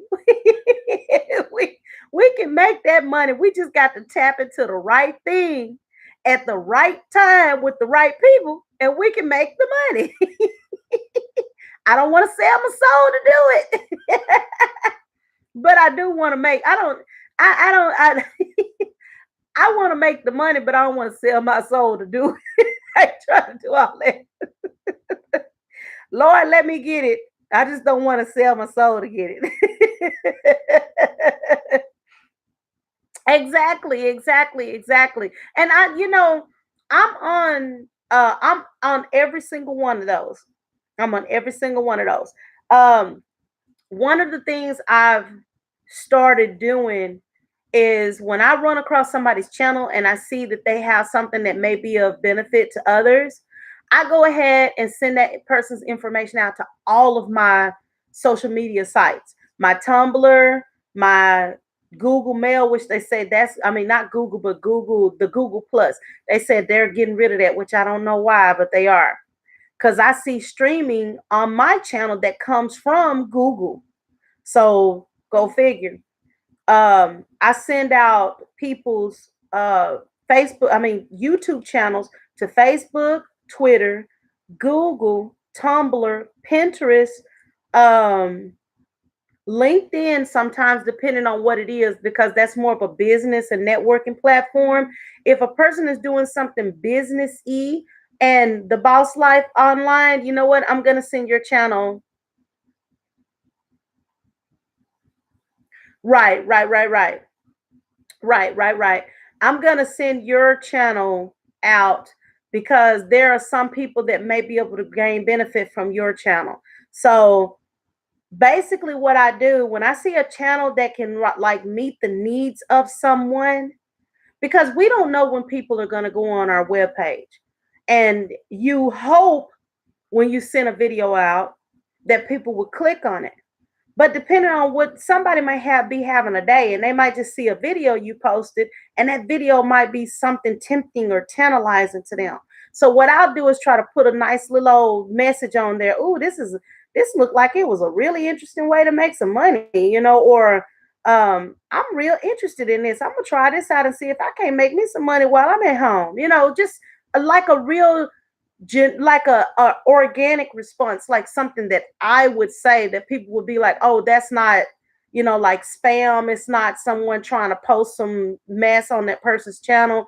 That's actually her. Right, right, exactly. I try to send out a message that sound like it's an organic message from me, and that might encourage my family members and friends to take a look at it. Because otherwise, they're not going to look at it; they're just pass it up. But if they click on it, we don't know what's going to happen once they click on it. So the biggest challenge is to get them to click. So that's what I try to do.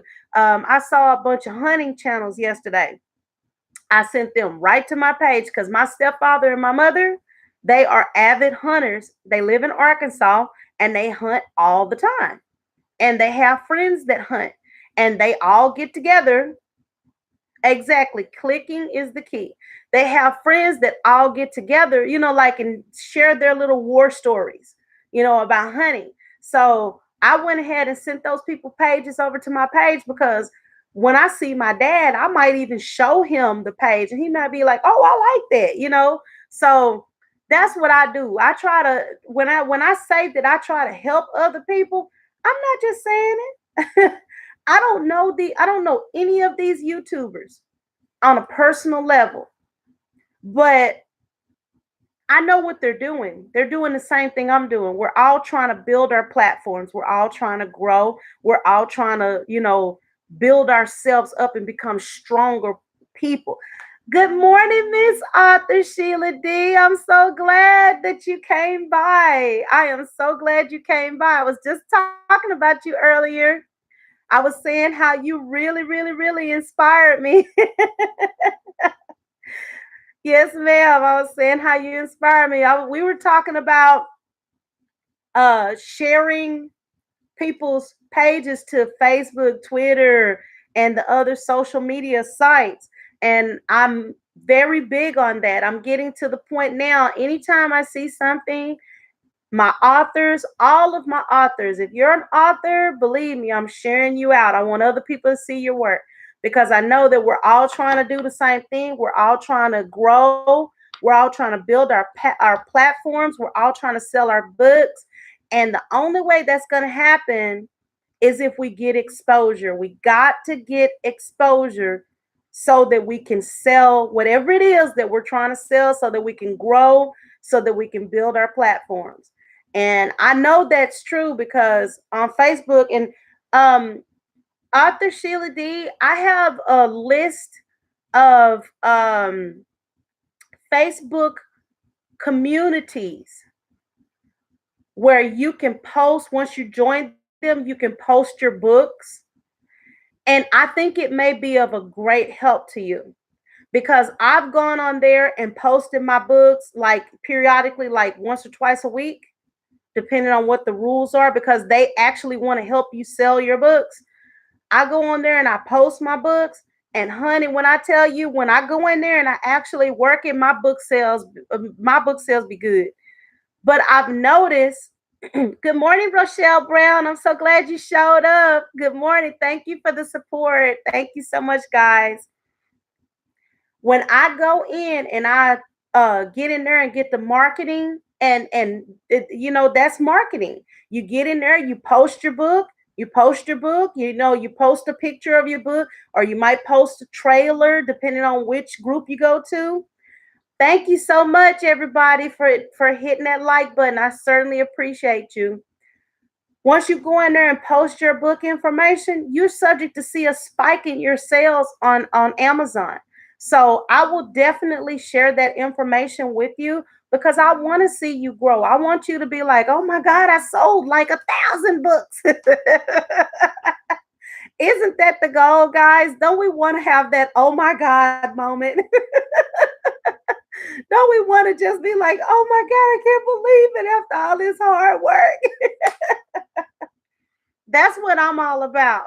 That's what my life is going to be about. Grow, change, appreciation. It's all about growth. and we can't grow if we don't change some of the things that are hindering us. And we also can't grow unless we show gratitude and appreciate those people who have helped us. There was another young lady, I watched her live the other day, and I have got to give her a shout out because she is phenomenal. She is phenomenal. Her energy is amazing. She's got red dreads, little bitty girl. She's very cute, wear glasses, and she's got a little boy. I know who she is. I just can't think of her name right now, but I have to share her. I have to share her, and I've got to do everything I can as a sister. And, we're all sisters in arms trying to do something better in our lives. Butterfly Jules, yes, ma'am. Thank you, Arthur Sheila D. I really wanted to say something about her. Butterfly Jules. She is so cool. Her energy is amazing. I just absolutely adore her energy. I would, you know what? I could see her on a talk show. I'm so serious. I could see her on a talk show and I will watch her every day. She is amazing. She's got such a good spirit. Not only does she have a good spirit, she's got an old soul because she is very knowledgeable for someone as young as she is. And that within itself makes you feel good when you see these young people who get it. They're not just simply existing, they're not doing everything that everybody's doing. They're actually trying to do something positive with their lives. Man, when I tell you, I watched her. I was doing something else and I was streaming her and doing it at the same time because I could not pull myself away. Her energy is phenomenal. I will always, always, always, always do everything I can for someone who I see is trying to build themselves in a positive way, trying to build themselves and help others at the same time. That I can buy into. Butterfly Jules, she's amazing. She's amazing. There was another young lady I called out earlier because she actually supported me a lot when I first started. And I tell everybody, if you go to a channel and it's not for you, my job is just to, I feel like my job is to be an advocate for others. It's up to them to keep you following them. But I am going to try to drive people to you, but it's up to you to stay, to do what you need to do to keep that person following you. This lady, her name is Tracy _ Brain Kelly. Now, I know some people don't follow certain movements. I'll just put it like that. I don't follow any movement, period. I don't support movements. I don't follow movements. If I see any mess, I don't follow it. But if I see a person who's genuinely trying to build themselves, I believe in supporting the growth of another, especially another woman, another human being. I believe in supporting the growth of another woman. This lady, when I didn't have hardly anybody watching my videos, she would always watch my videos.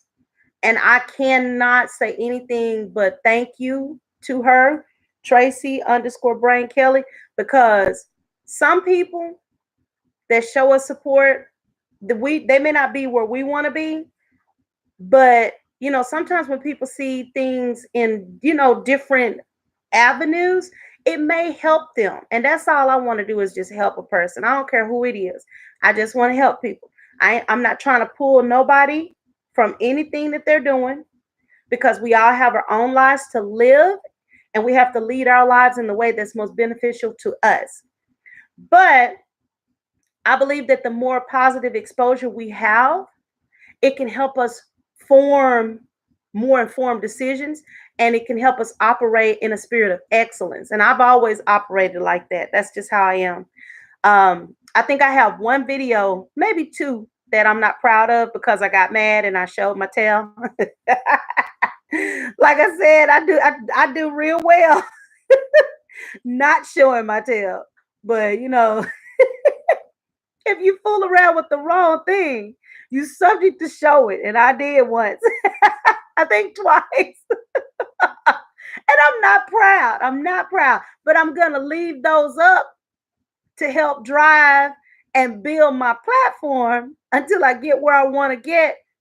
And I heard Sugar Delight say something that really stuck with me. We have to go through, we really have to go through a time of cleansing.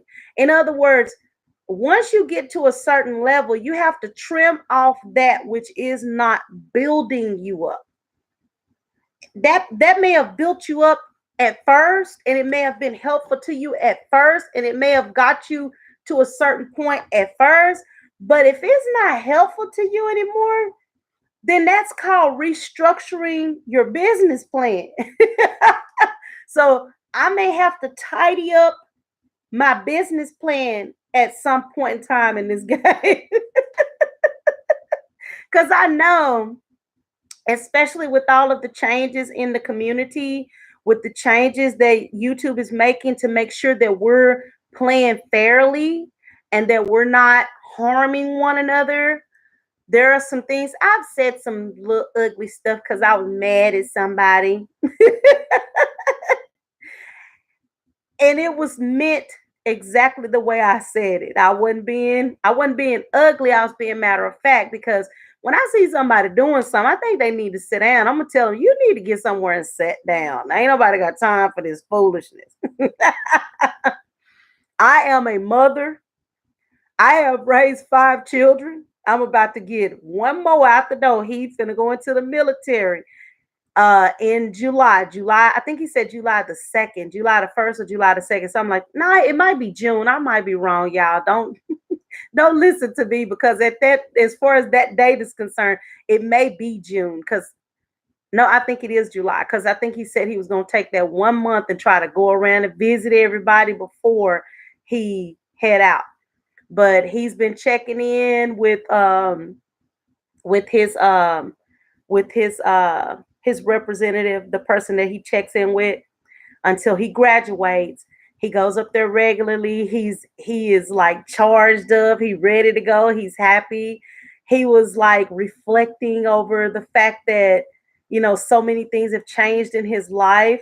He's going into the army, Miss Arthur Sheila D. He's going into the army. He's going into the same branch you went into. um he is so happy. He's watched how other people have made bad choices in their lives. And he said he just didn't want to do that. He didn't want to make those bad choices for himself. He wanted to do better with his life. And he's making the commitment to go into the military. Thank you so much. Yeah, I know. I saw your son's picture in his uniform. I was talking about that earlier. Before I had children, I wanted to go to the Marines so bad. That uniform just spoke to me. And I remember when I was a little girl watching that commercial. I don't know why I was always up late at night. But the last commercial that they would usually have on at night, the few, the proud, the Marines. And they'd have that guy standing there with that white hat and that dark navy blue jacket with the red trim on it and those pretty shiny buttons. And then he would be holding that saber. And I just wanted to be that person. I didn't go into the military, but my sister did. My aunt, she went into the military. I have 4 uncles that were in the military, so I've had quite a few people in my family who went into the military and became extremely successful as a result of tapping into that benefit. And Arthur Sheila D, I encourage you to watch the rest of this video. We were talking about the difference between. I was actually talking about this morning. My son and I was asking him, why do people say they don't want to go into the military? Excuse me. And He was telling me why people have told him over the years that they didn't want to go into the military.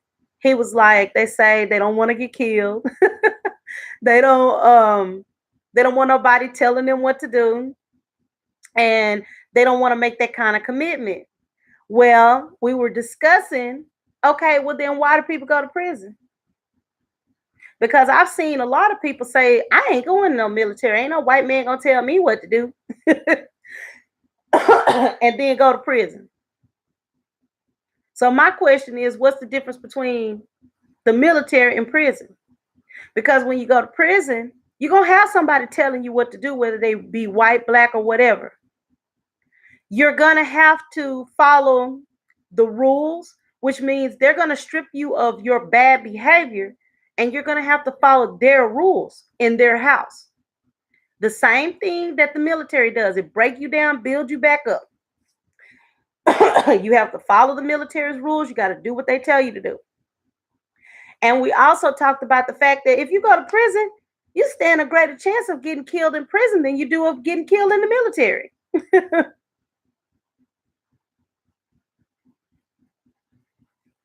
Miss Rochelle Brown said, "That's wonderful. I have two grown sons. How who are both they're both college graduates. Oh, that's awesome. And I'm proud of them. Never really giving me any trouble in school. Just good boys. Yes, ma'am. Let me tell you something. I am so thankful. I have one son that works for the state prison. He's a correctional officer. He wanted to go into the military, and I still have a sneaky suspicion that he might go because he can't stand for his younger brother to outdo him in anything. Video games, clothes, whatever. They're very competitive. My oldest son, he works for the correctional system.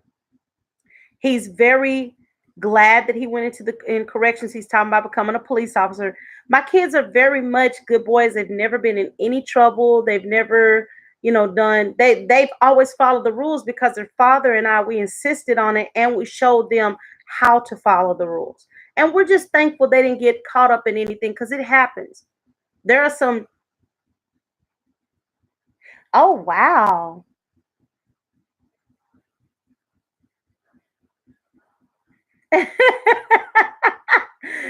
Okay, Miss Brown said my youngest was on his way to West Point in New York, and I said, "Son, you can't keep your room clean." That is so funny because my son, he told his sister, the one that's going to the military, he said, "Sometimes I like to just lounge around in my field in his room." And it's so funny because he cleaned up his room one day and he had a pile of dirt in there. I said, "How you get a pile of dirt? And it's just one person in there. One person. Where is all this dirt coming from?" He is, these kids are funny. But you know what? I thank God.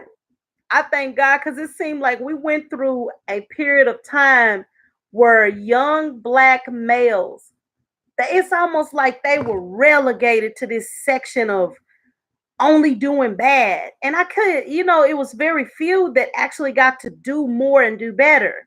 Now, more young black men are becoming CEOs and going to college and becoming doctors, lawyers, getting their doctorate, PhD. More young black men are going into the military and not just going in, they're staying in there. They're making it a career.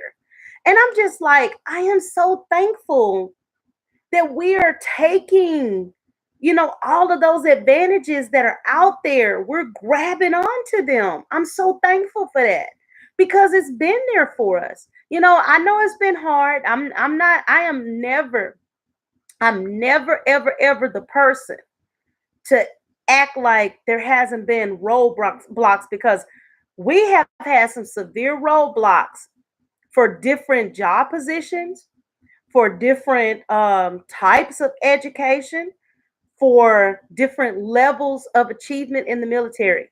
But a lot of those roadblocks are being torn down. They're coming down.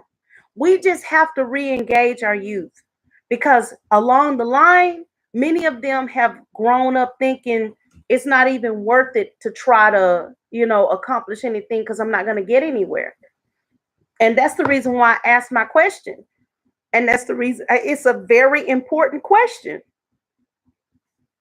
You think you're not going to get killed if you don't go to the military? Walk down the street. Just walk down the street as a young African American male.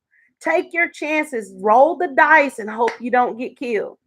Because with things being so polarized and so crazy right now, the likelihood of something like that happening, God forbid it, but the likelihood of it happening, it's exponential. It's bigger than it ever was. Well, it's almost like we're starting to mirror the anti-slavery day, the post-slavery days, when a black man, all he had to do was walk down the street and he's subject to be lynched or anything. It's almost like they can't do the lynchings now. So now they're using the law. They're using the police. And I'm not saying every police officer. I know there are some police officers who are amazing. But it only takes a handful of them to be bad to make the whole system questionable. And that's the problem.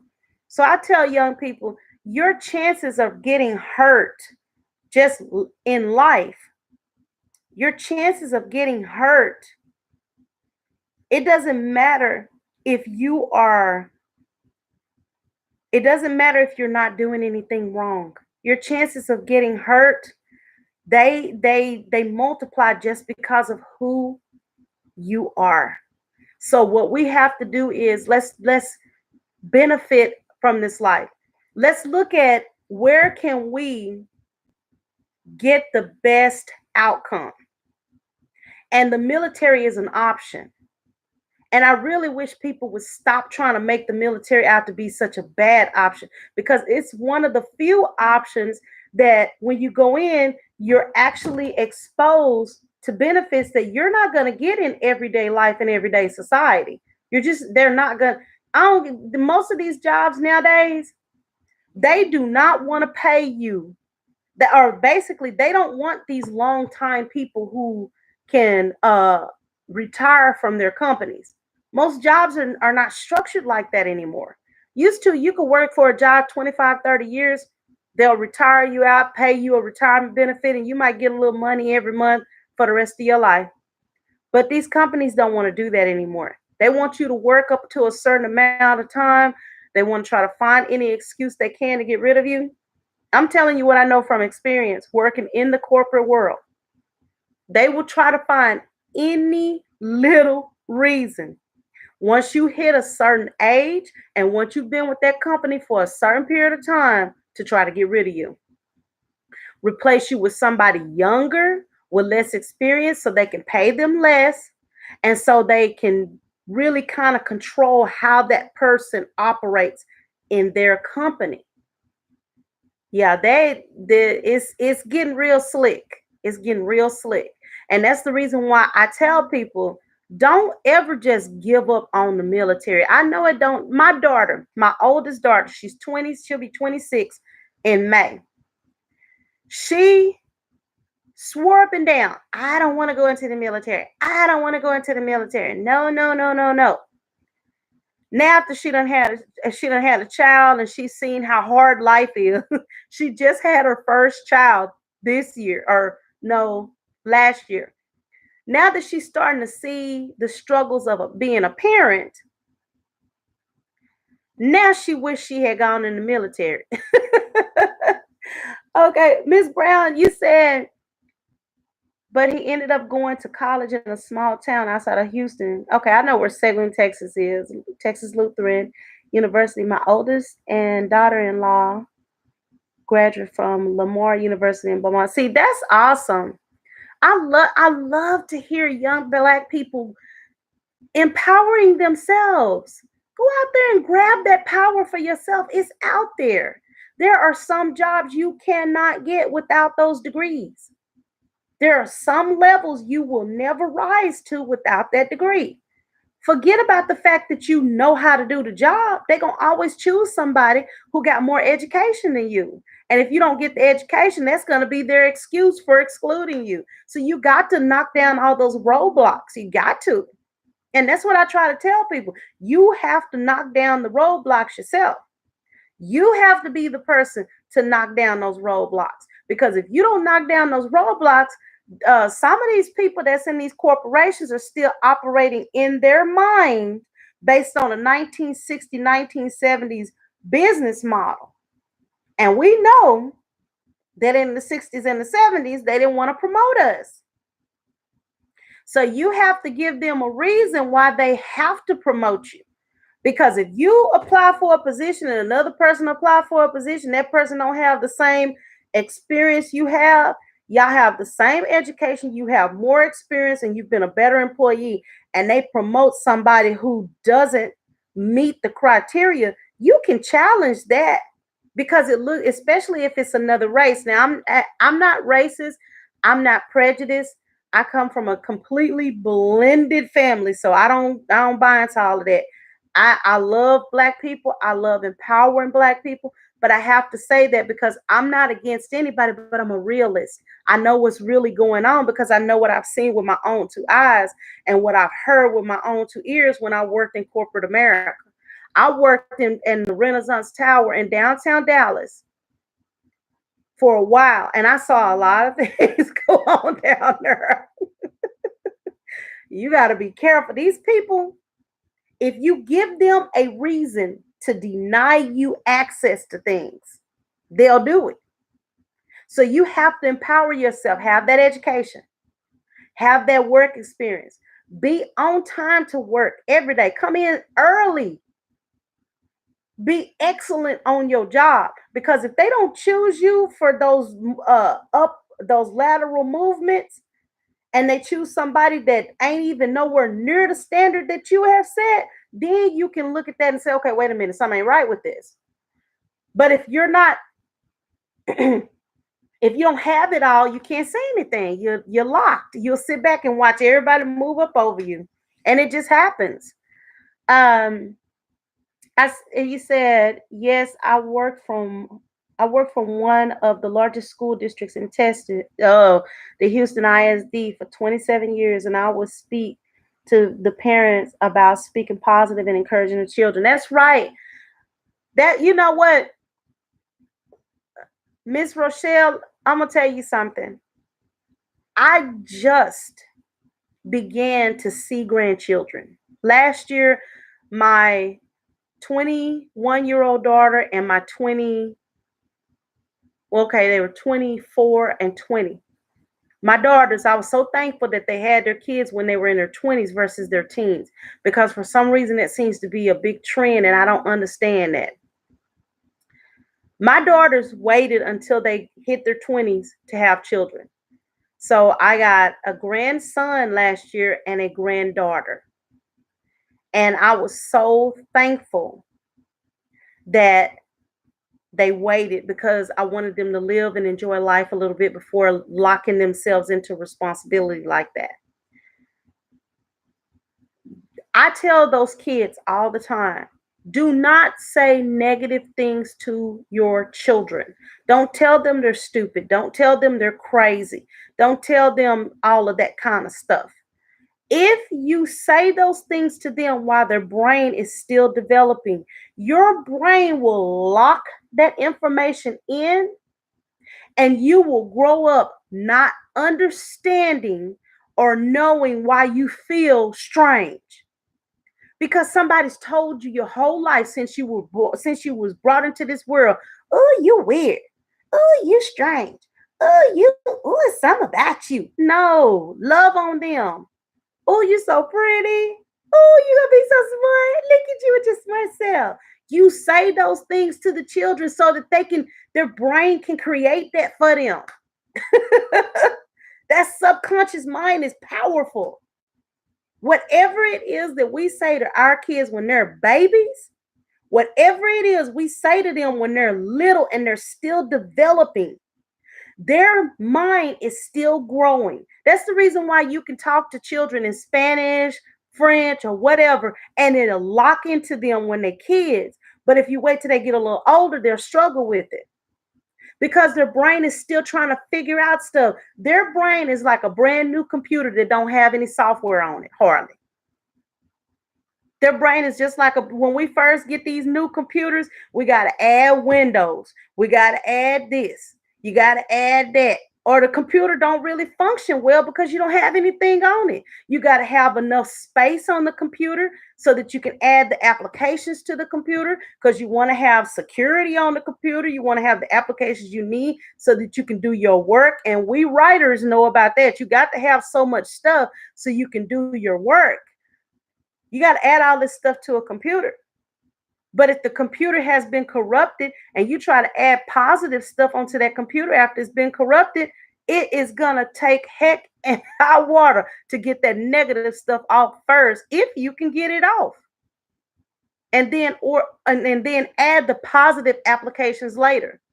So that's the reason why you have to start out adding the positive applications and installing that security system. You got to add that security system to protect the computer. Our security system for our children is the love and the respect that we show them while they're growing up, treating them like they're precious people, spending the time to talk to them and tell them things, because we think that those babies don't understand, and them babies be sitting there listening to us and they hear everything we say. I was watching my son, the 17-year-old, and he was talking to the grandbaby. She's 14 months. And he was telling her, I'm not going to give you any until you sit down. I'm not going to give you none until you sit down. And she wanted some food. And so we want her in a certain place at a certain time so she can get used to not carrying food all over the house. That little greedy girl, she sat down and reached her hand up. These babies are smart. They will be even smarter, even brighter, even more lovely if we start out from the very beginning telling them how special they are, how precious they are, how much we love them, how beautiful they are, how smart they are. Oh, you learn stuff so fast. If we do that, we create a whole new group of people. Because for a long time, we've been told, no, you can't, you won't. And we had to struggle. Many of us that are on Facebook right now many of us that are on YouTube right now are struggling trying to build something and grow something because we know we have it in our heart. We feel it in our heart. I can do this. But we got to break through all of this negative stuff that we've been dealing with, that we don't know why we're dealing with. I don't know why I keep looking at myself, thinking to myself, is something wrong with you? But then you think about when you were a little kid and you've been told your whole life, you're not going to amount to anything. You're not going to accomplish anything. You're not going to do this. You're not going to do that. And that's the source of all of it. The source of it is the fact that we were told we couldn't. We got to get beyond that I can't phase. And that's the thing, that's why I say I'm all about positivity, uplifting, empowering, not me telling you who you are, what you are, but me sharing information with you that can help you build up your brand and help you build up yourself. I don't want to lord over anybody and tell them what to do with their platforms. I don't want to tell anybody what to do with their lives, because people who do that, 9 times out of 10, these people don't even know what they're talking about. How are you going to tell somebody else what to do with their life when your life is a shambles? I just want to help people and see people grow. It makes me so happy when I see another person accomplishing their goals. Because you know what? When I see another person accomplishing their goals in spite of their struggles, it makes me feel like I can do it too. I honestly feel like, oh God, they did it. Okay, all right. I can do this too. I know they did it, and I know that they were struggling. so I can do it too.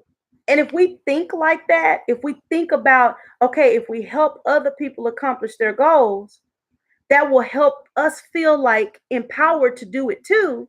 Instead of thinking about ourselves all the time, we will always want to help somebody else. Because every time that person grows, we feel a piece of that. We feel a piece of their growth. Because we know the last time that they grew and we were encouraged by that, we grew too. So guess what? Man, she just hit her 10,000 mark. Oh my God. You getting excited for them because they just grew. Because you know somehow you gonna grow too. We gotta think about it positive, and that's all I'm trying to do. Grow, change, and appreciate. I believe it. I believe it. I believe it. We can all grow. We can all change whatever it is that may be hindering us. And we need to show gratitude and appreciation to one another every day. We have to speak those positive things over our children and teaching that it's power in the word they speaking those things as though they are in the right. They, you know what? Exactly, as if they're we're talking about right now. We're talking about right now. See, I can share something with you. Anytime in my life I wanted to desperately had this desire to do something, if I committed to it as if it was already gonna happen, like I already knew it was gonna happen. Once I committed to it in my mind, it was as if the world and as if God and the world and my mind would manifest that thing. It never failed. Anytime I commit to something, my mind and my heart come in alignment with each other. And I just really lean on and trust in God, because He told us with faith the size of a mustard seed, we can move a mountain. So, why would He tell us that? There's a reason behind that. If you really truly believe something, now, of course, God is not going to do something bad to you. He's not going, oh, I'm just going to die. Ooh, that's foolishness. But if you believe that God can help your finances, bring something into your life to make your finances work, bring positive people into your life to help build you up. If we believe in those things will happen. I've seen it too many times. I know there I was I was when was that? It was last week or the week before last.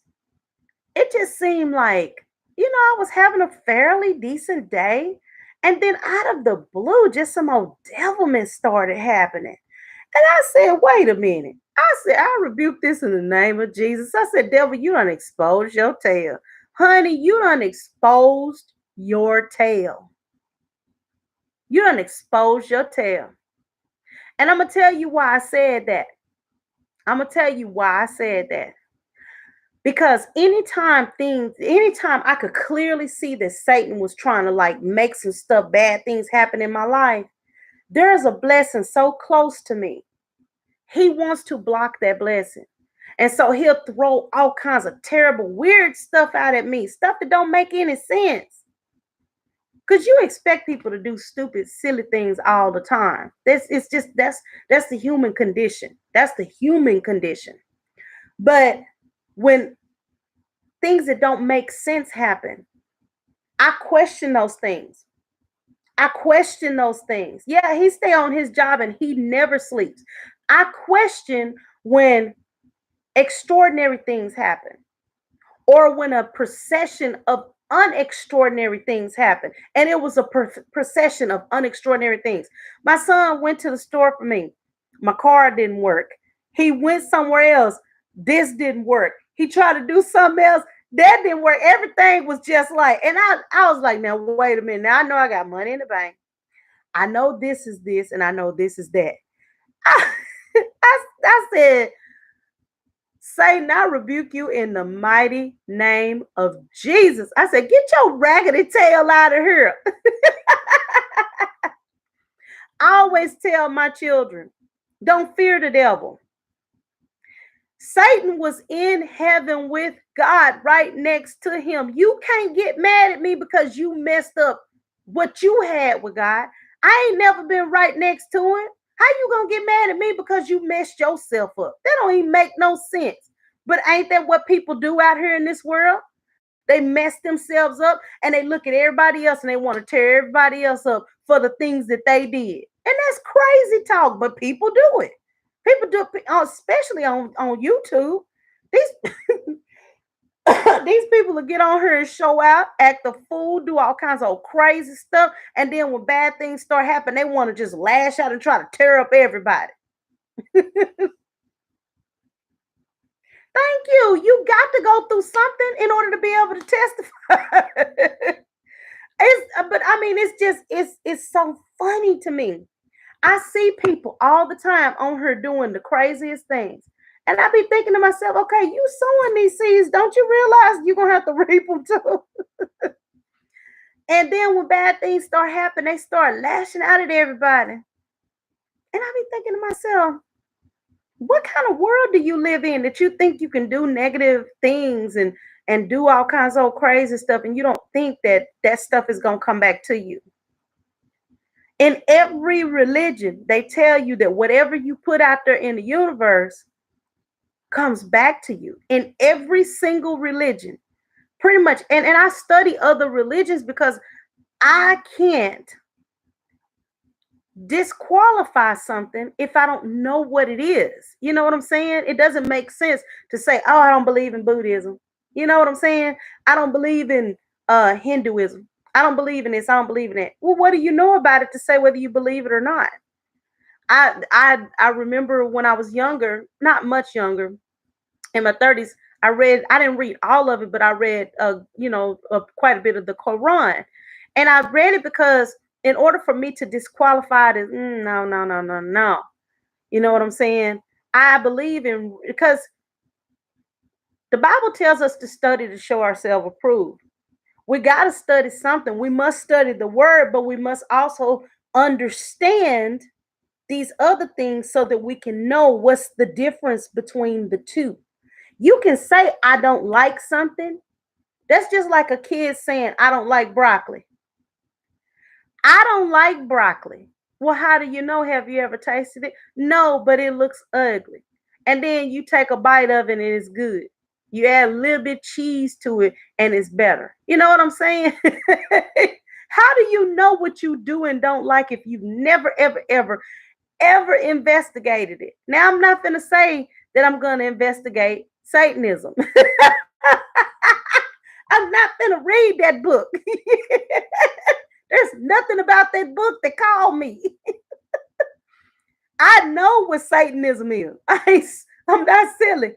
I'm not going to tap into them darker things because that's just, you don't deal with that mess. I ain't got time for it. But I believe in educating myself. I believe in learning about other things, other people, other places, other times, because in order for us to make a qualified decision about anything in life, we got to learn something first. And as you stated, Arthur Sheila D, karma is real. Karma is real. Whatever it is that you throw out there into the universe, it will come back to you. The problem is that it's going to come back multiplied. So if you throw out bad, horrible things, say you throw out a lie, somebody might, in the universe might send 1,000 lies back at you. I don't think I want that. I don't need to tell a lie and have 1,000 lies come back at me to tear me down because I told that one lie. I don't think I want that. I don't need that. But what I do like, I saw somebody in need. I saw somebody struggling. So I stopped and helped them. Wasn't thinking about it. I wasn't thinking about it at all. I just did it out of the kindness of my heart. I wasn't doing it for the benefit of getting something. I did it because I would hope somebody would do the same thing for me. And because I hate to see somebody, struggling. So I threw out kindness and love. But I shall take 1,000 times the kindness of love coming back to me. I take that all the time. You can send that to me in bits and pieces, and I'll take it. It ain't all gotta come at once. It's perspective, it's how you look at things. And really and truthfully, a lot of people who do terrible things, we say to ourselves, and we say it about those people, they should have known better. They ought to know better, but that's not necessarily true. I remember I was talking to a supervisor on the last job that I worked, and I loved that job dearly. And I hated when I couldn't go back to it because I was getting to the point where I couldn't even walk. I was talking to a supervisor about some foolishness, and it was so silly. It didn't make sense to me. And I made the comment to him. I said, it's just common sense. And he said, but common sense is not common to everybody. Everybody don't understand things the way you do. And when he said that, it was so funny because something that I struggled with for a long time. When I was younger, up until I was about in my mid 30s, I couldn't deal with a person who just did stupid stuff all the time. That would irk me because it just didn't make sense to me. It really didn't make sense to me. I couldn't be around that person because I couldn't understand why would you just keep doing silly, stupid things that don't make sense. But even that within itself, when he made that statement, common sense is not common to everybody. When he made that statement, something clicked. And it kind of made me feel bad for some people because what came to my mind is some people have different homes. Some people grow up in different households. If you're a child and all you told is that you're going to never amount to anything, or you're going to do stupid stuff your whole life, or you're going to be crazy, you're going to end up killing somebody, you're going to end up being on drugs, you're going to have a bunch of kids and they going to never amount to nothing. You're going to be a prostitute just like your mama. People say stuff to kids. Woo! Honestly, I think some things should be against the law. And I think telling just that is abuse to me. Just telling a child that's verbal abuse. Especially these little bitty folks, you are literally verbally assaulting them because you are planting all these seeds in their mind. And one day those seeds are going to grow up. And they're not even going to understand why their lives are so terrible, why they keep making bad choices, why they can't seem to get their lives on track. And it's because they were set off track from the beginning. When my little grandbaby, she is a mess. She will try you. 14 months old, and she'll look at you and go, hmm. She'll look at you and she'll try to hit you. I told them kids, I said, watch this. She'll raise her hand. I said, you better not hit me. She'll put that hand down. Everybody else, she just be smacking them around. I said, don't let her do that. You use a firm voice and tell her, don't do that. Children are not dumb, especially when they get to a certain age. They are actually very smart. It's just they don't know how to communicate what they know. If we assume that they're dumb and that they don't know anything, that's how they'll act. But if we assume, if we not make the assumption, but if we realize that they are very brilliant when they're little, very brilliant. It's just they don't know how to vocalize like we do. They're still learning.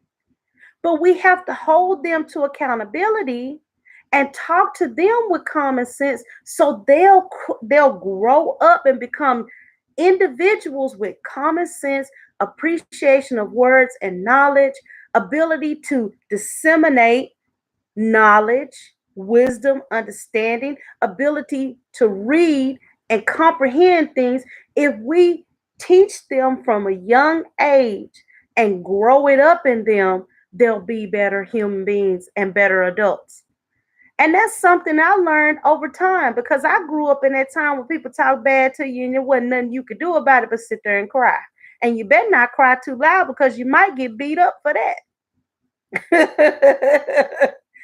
um, Miss Rochelle, you said that's funny because my grandmother, my mother's mother, my grandmother, mother's mother, us, or tell us to always tell me that the world didn't revolve around me because I couldn't understand people that thrive on silly mess and messy people. You know what? Some people just have it's something in you that if things don't make sense, you know what I'm saying? Here's a perfect example. If I see somebody walk into a door, just walk straight into it, I'm gonna look at them like, what the heck is wrong with that person? I'm gonna be looking on the floor to see if maybe they tripped on something, if it's something holding them, or I'm gonna look around them to see what made them make that decision. Because I don't want to make that decision. I learned from other people's mistakes, even when I was a little kid.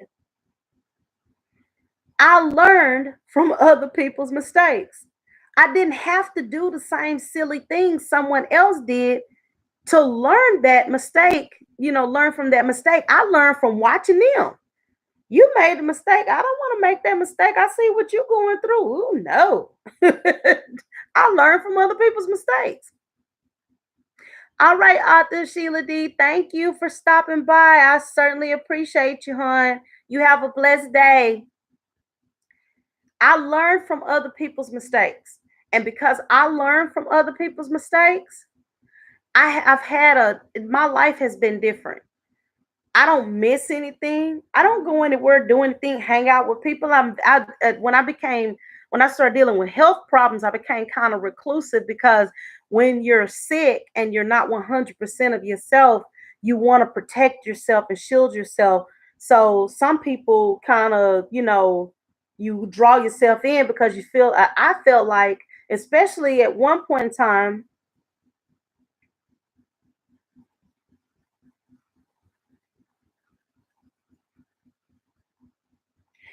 See, and you said your dad used to tell you that you should learn from your mistakes and continue to do the same thing. And see, that's the thing. That's the reason why I was so glad for this saying. Insanity is doing the same thing, is expecting different outcomes.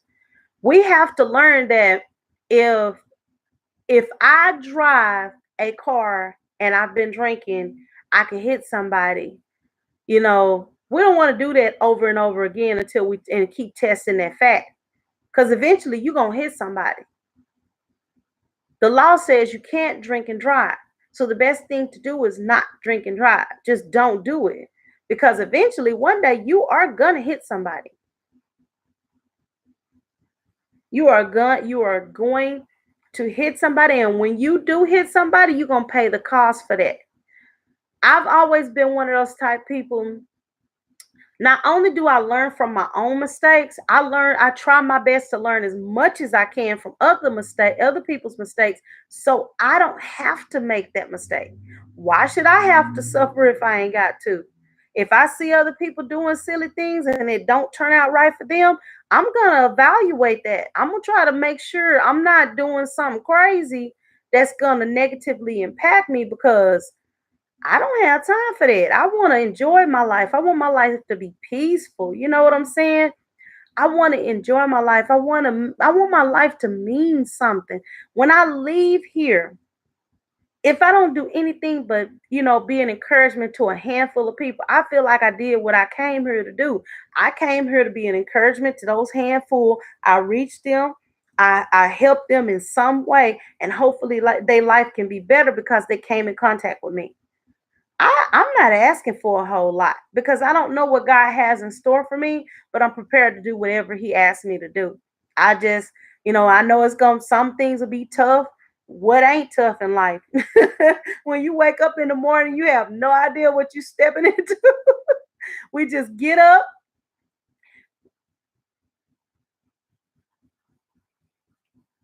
Okay, yeah, and I had a feeling that's what you meant, but that's the reason why I said, we shouldn't keep learn from your mistake. And see, that's the thing. We got to understand that we are human, so we're subject to error. Nobody's perfect. If we were perfect, God would surely take us from this earth because this earth is so far from perfect. This is a horrible earth, and right now things are so bad. There's so many good resources, there's so many good people, but there's so much bad stuff going on the earth right now. We are not necessarily bad people, but we sometimes do things that are not good for us and those around us. Because that's the state of our life, nobody's perfect. We all make mistakes. I believe we are supposed to strive for a better walk and a closer walk with the Lord by following his example.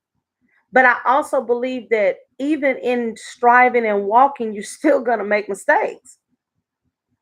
I believe if we were perfect, God would grab us and take us from this place. Because if you're perfect, you don't belong here. I mean, I really do believe that. If you're perfect, how can something imperfect coexist with something that is imperfect? Something that's perfect coexist with something that's imperfect. It's not possible. All perfect beings are in heaven right now if you're a Christian. So, how could you, if you were perfect, live in this imperfect world? We're struggling. We strive for perfection. We hope and pray that we can get closer to God by studying his ways, by studying his words, by living the life that he prescribed for us to live. That's what we look for. That's what we try to do. But that just because that's what we want to do and that's what we try to do, it doesn't mean that thing when you walk outside your door, the moment you walk outside your door, the only thing that we're really in control of is what goes on in our homes. We are the king, queen, boss, and lord of what goes on in our homes.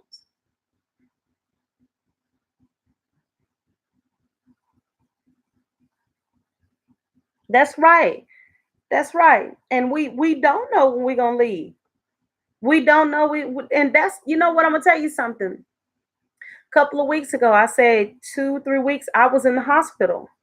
And I'm not gonna lie, I sat there and I prayed. I said, Lord, if there is anything that I have done that was wrong, whether I knew it or didn't know it, please forgive me. I don't want anything to bar me from going to a better place when I leave here. We have no idea when that time is coming for us. We don't know. And to walk around in our imperfect selves, not knowing the day nor the hour when we're going to leave here, it's foolish not to even try to do right. But the Bible itself even tells us there's going to be a time when mankind is going to go insane pretty much for a while and going to do all kinds of horrible things. That's the reason why I say you cannot make somebody else live right. You can't force people to do the right thing. All you can do is share a word with them, share your life experience with them, testify, acknowledge who God is, acknowledge who Jehovah God is, who Yahweh is. Not these lowercase G's. I'm talking about the big G. I am that I am. Acknowledge who God is. Acknowledge who Jesus Christ is. Acknowledge the Holy Spirit and take the Bible and walk with it. That's all we can do. Share that word with people. Share the word with anybody who will allow you to share it with them. And if somebody don't want to hear it, don't force it on them because God don't force himself on anybody. So why should we force him on anybody? He's the one who's ultimately going to see into their heart and tell them whether they did what they were supposed to do or not. We don't have that kind of power. The only thing we're supposed to do is love one another, share what we can with one another, and help one another if we can help each other. That's all we're supposed to do. All of this extra stuff that people are doing, that's by choice. We choose to do the extra stuff. I'm one of those type of people. I've chosen, no, I'm going to do what the Lord says to do. I ain't got time for all this extra stuff. Extra stuff is for extra people. I can be extra in some ways, but not when it comes to my walk with the Lord. I can be a little extra in some ways, but when it comes to my walk with the Lord, I want to be as transparent as possible, because trying to add or take away from what the word says, isn't that going to cause you some problems with God? Because he did say don't add to or take away from his word. And I think that's the time we're living in now. People want to add to his word. They want to take away from his word. They want to sugarcoat his word. They want to make his word somehow fit the lifestyle and the lives of others. And all they're doing is preparing people to fall into a fiery pit. That's all they're doing. But we all have a purpose, and it's something God wants us to fulfill for his purpose. And I believe once we finish our purpose, God takes us to our heavenly home, even if we are born for a moment. You know what? That makes sense. That makes sense. And see, this is what I say. I've always said this. We all have a job. We have a designated vocation when God birthed us into this world. Every single one of us. Now, here's the deal. We make the decision whether we're going to take the job or not. There are some people who wonder why their lives are in such a mess. It's because they have a purpose. God has a calling on their life, and they refuse the calling, and they wonder why everything in their life is contrary. Well, one of the reasons it's contrary is because you're going contrary to the will of God, and therefore you're allowing contrary things to come into your life. I'm one of those type of people. I believe that if you walk in God's purpose, that's right, it's free will. You can do whatever you want to do. But the truth of the matter is, we can do whatever we want to do, but there's always consequences for what we do. That's just like, take for example somebody who decided to break in another person's house and get caught. Free will is that you knew that if you got caught, you could go to jail, right? Free will is when you sit back and you think about the consequences of your actions, and you make a choice to do the wrong thing anyway. You can't later sit back and say, "Oh God, I can't believe you let this happen." No, God didn't let nothing happen to you. He gave you a choice. You chose that. You chose to let that happen to you. God didn't have nothing to do with that. And that's what people don't understand.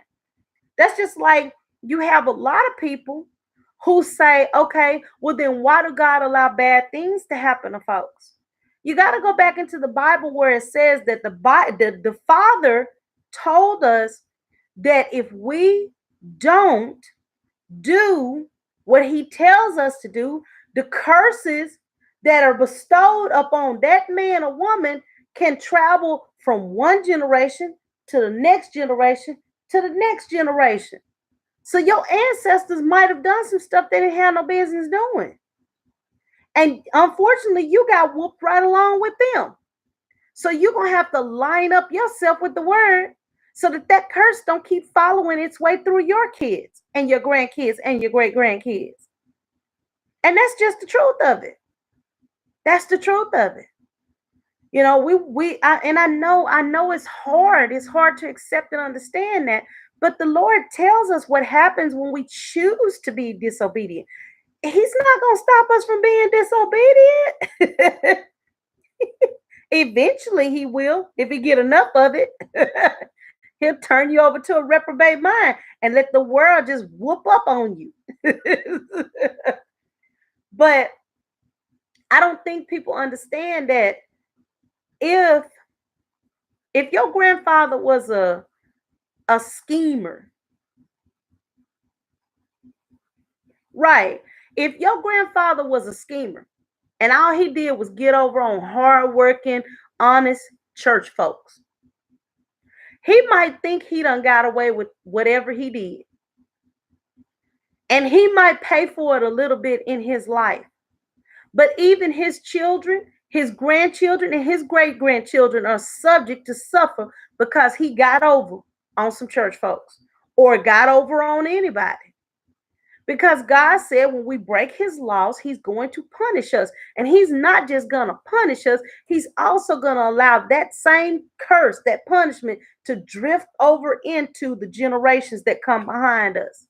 So sometimes the reason why things are so bad in this world, it has nothing to do with God. You start going down your lineage and you see what happened throughout the span of lineage, and you might find out some shocking things, and people don't want to do that. We don't want to do that because that's nobody wants to do that. Nobody wants to look back into time and history, especially if you have adults that are still alive that can tell you what's going on, what happened.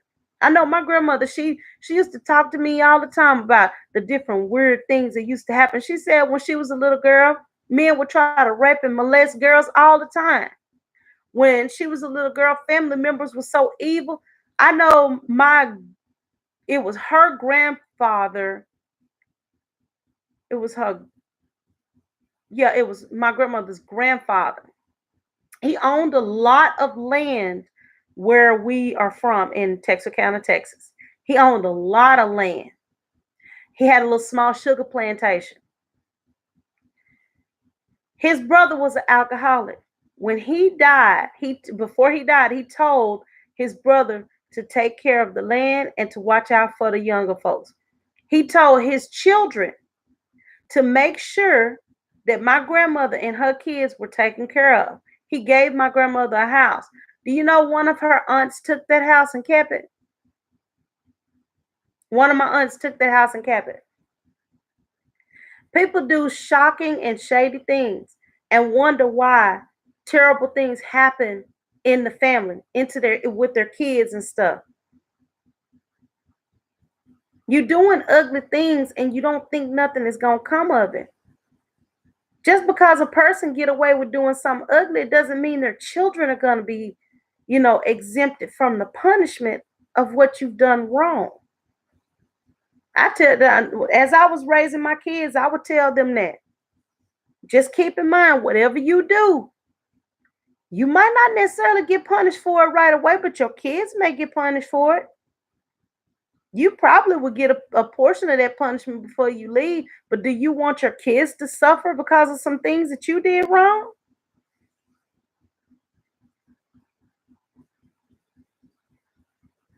Yeah, I've actually driven from Texarkana to Memphis some years ago. I drove from Texarkana to Memphis, and then we turned around and because we had to cross through Little Rock, West Memphis, and then we went to Memphis, and then we came back, and then we went up to Missouri. I forgot where we was at in Missouri, but we went up to Missouri.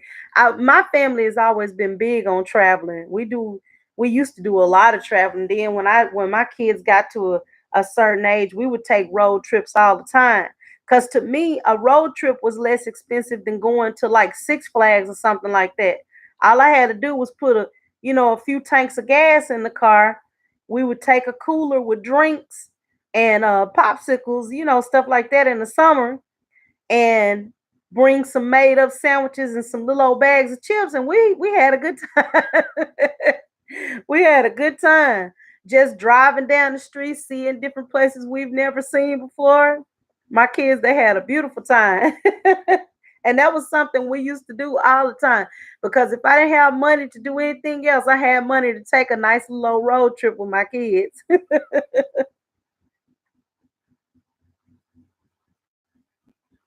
Oh wow.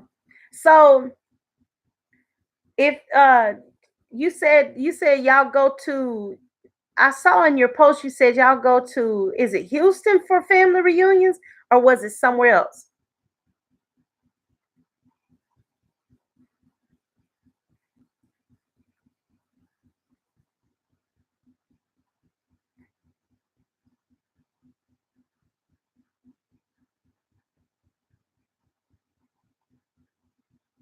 I know you were saying something about you and your kids going somewhere for family reunions, and that your husband and his what was his family passed. Oh, Memphis. Okay, y'all would go back to Memphis. Yeah, I can imagine that would be nice. I know they are very well known for their, I think what they dry rubs for their barbecues. Ooh, I've heard some stories about them. But I know that I think they have a big barbecue competition every year or something like that, because Memphis is pretty well known for barbecue. Barbecue, music, nightlife. But yeah, it's well, I tell you, this life that we're living. Yeah, my husband, more than father. Yeah, and I think I was saying I hate to hear that. I've been really blessed because my grandmother is still here, my mom is here. I mean, my grandmother's actually in California, but she's still alive. And I have two sisters here in Texas with me, and my mom and my stepfather, they live in Arkansas. And I have a few, family members sprinkled around. My uncle, he lived in Texarkana, and he and his wife, and then some of her family members. So I have a few family members sprinkled around. We're not as close as we once were, but people.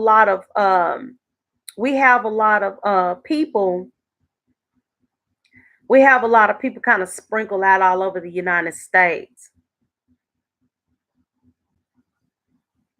I I think right now my baby sister, my daughter, my oldest daughter, my baby sister, my oldest daughter, and we have our three households here.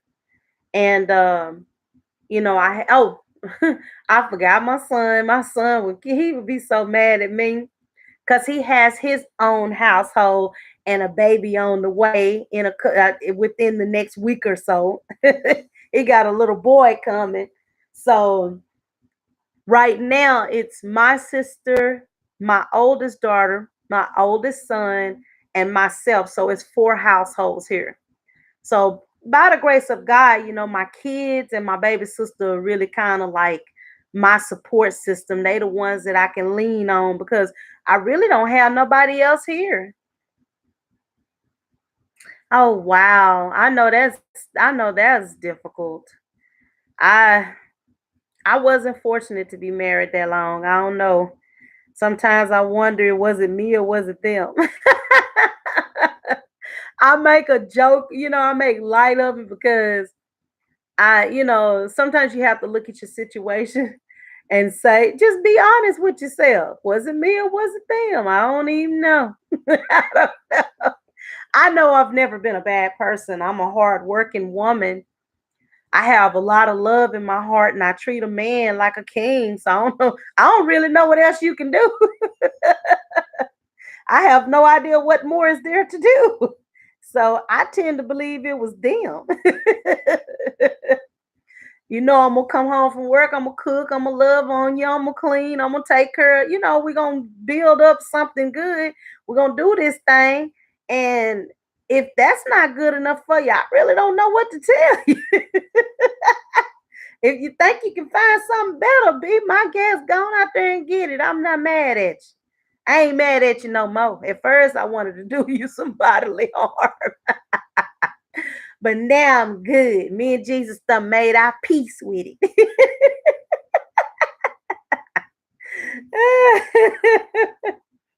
Like I said, Miss Rochelle, I am a mess. Now, God has blessed me with some wisdom, but He also know He know He have to keep an eye on me because I am a mess.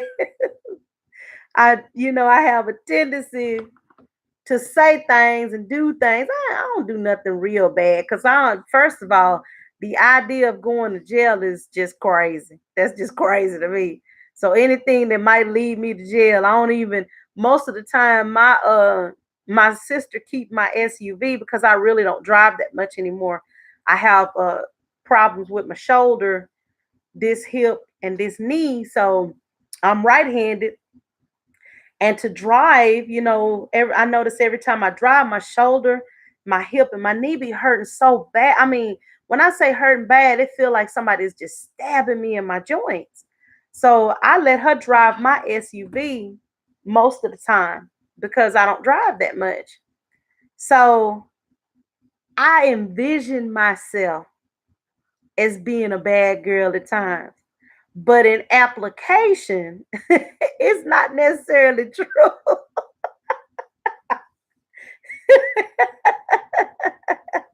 Because even if I thought I was going to get out the street and try to be hot, I'd be in so much pain by the time I try to go do something. I'd be like, man, forget this.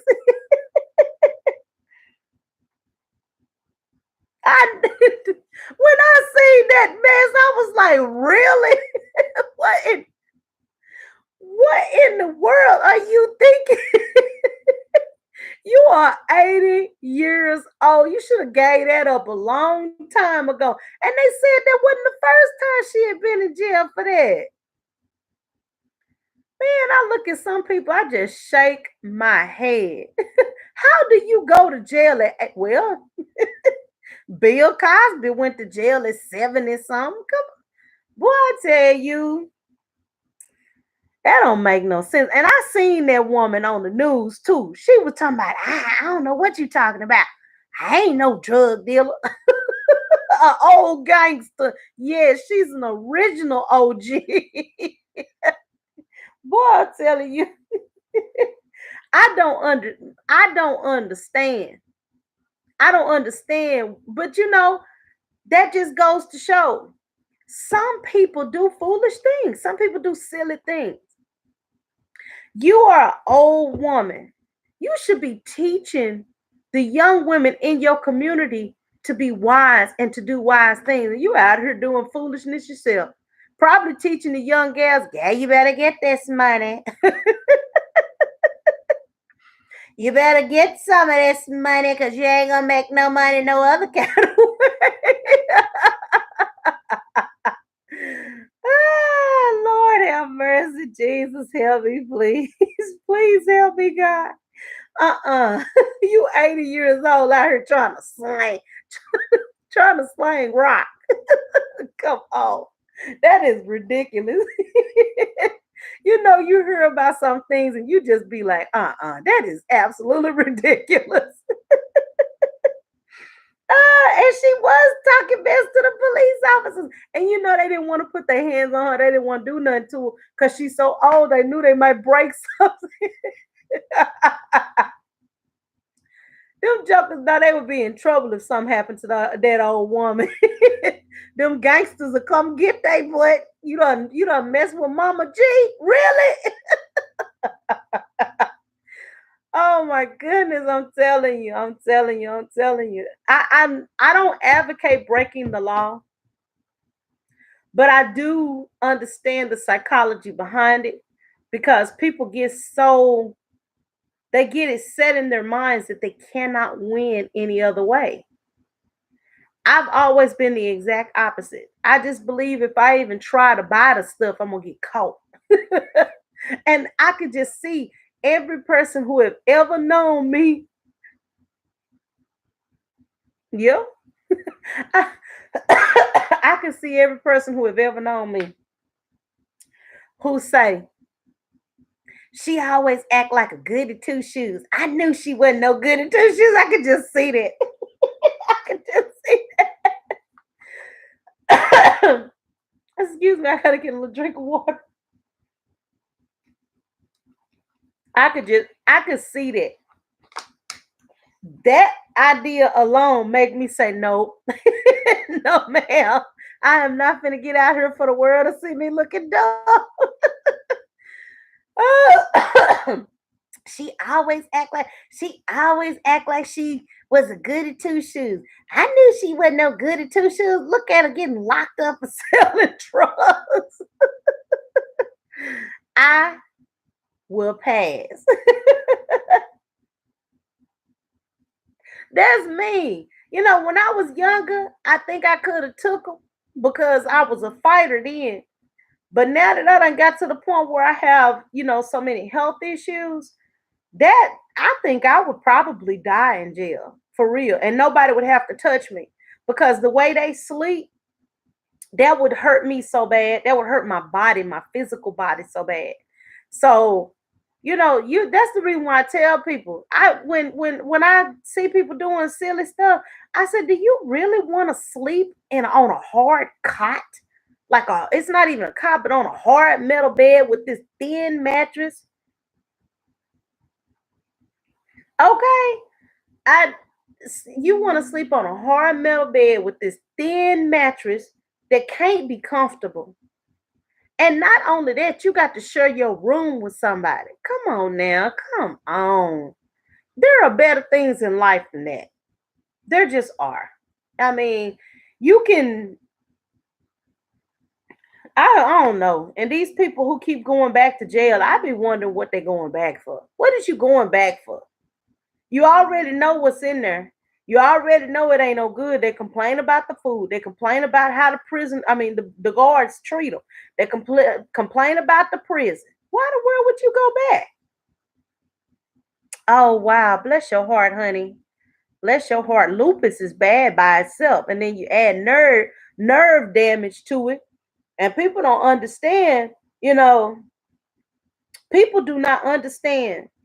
When you have fibromyalgia, you may not you can be sitting there feeling pins and needles and all kinds of stuff crawling on your skin and creepy little weird stuff.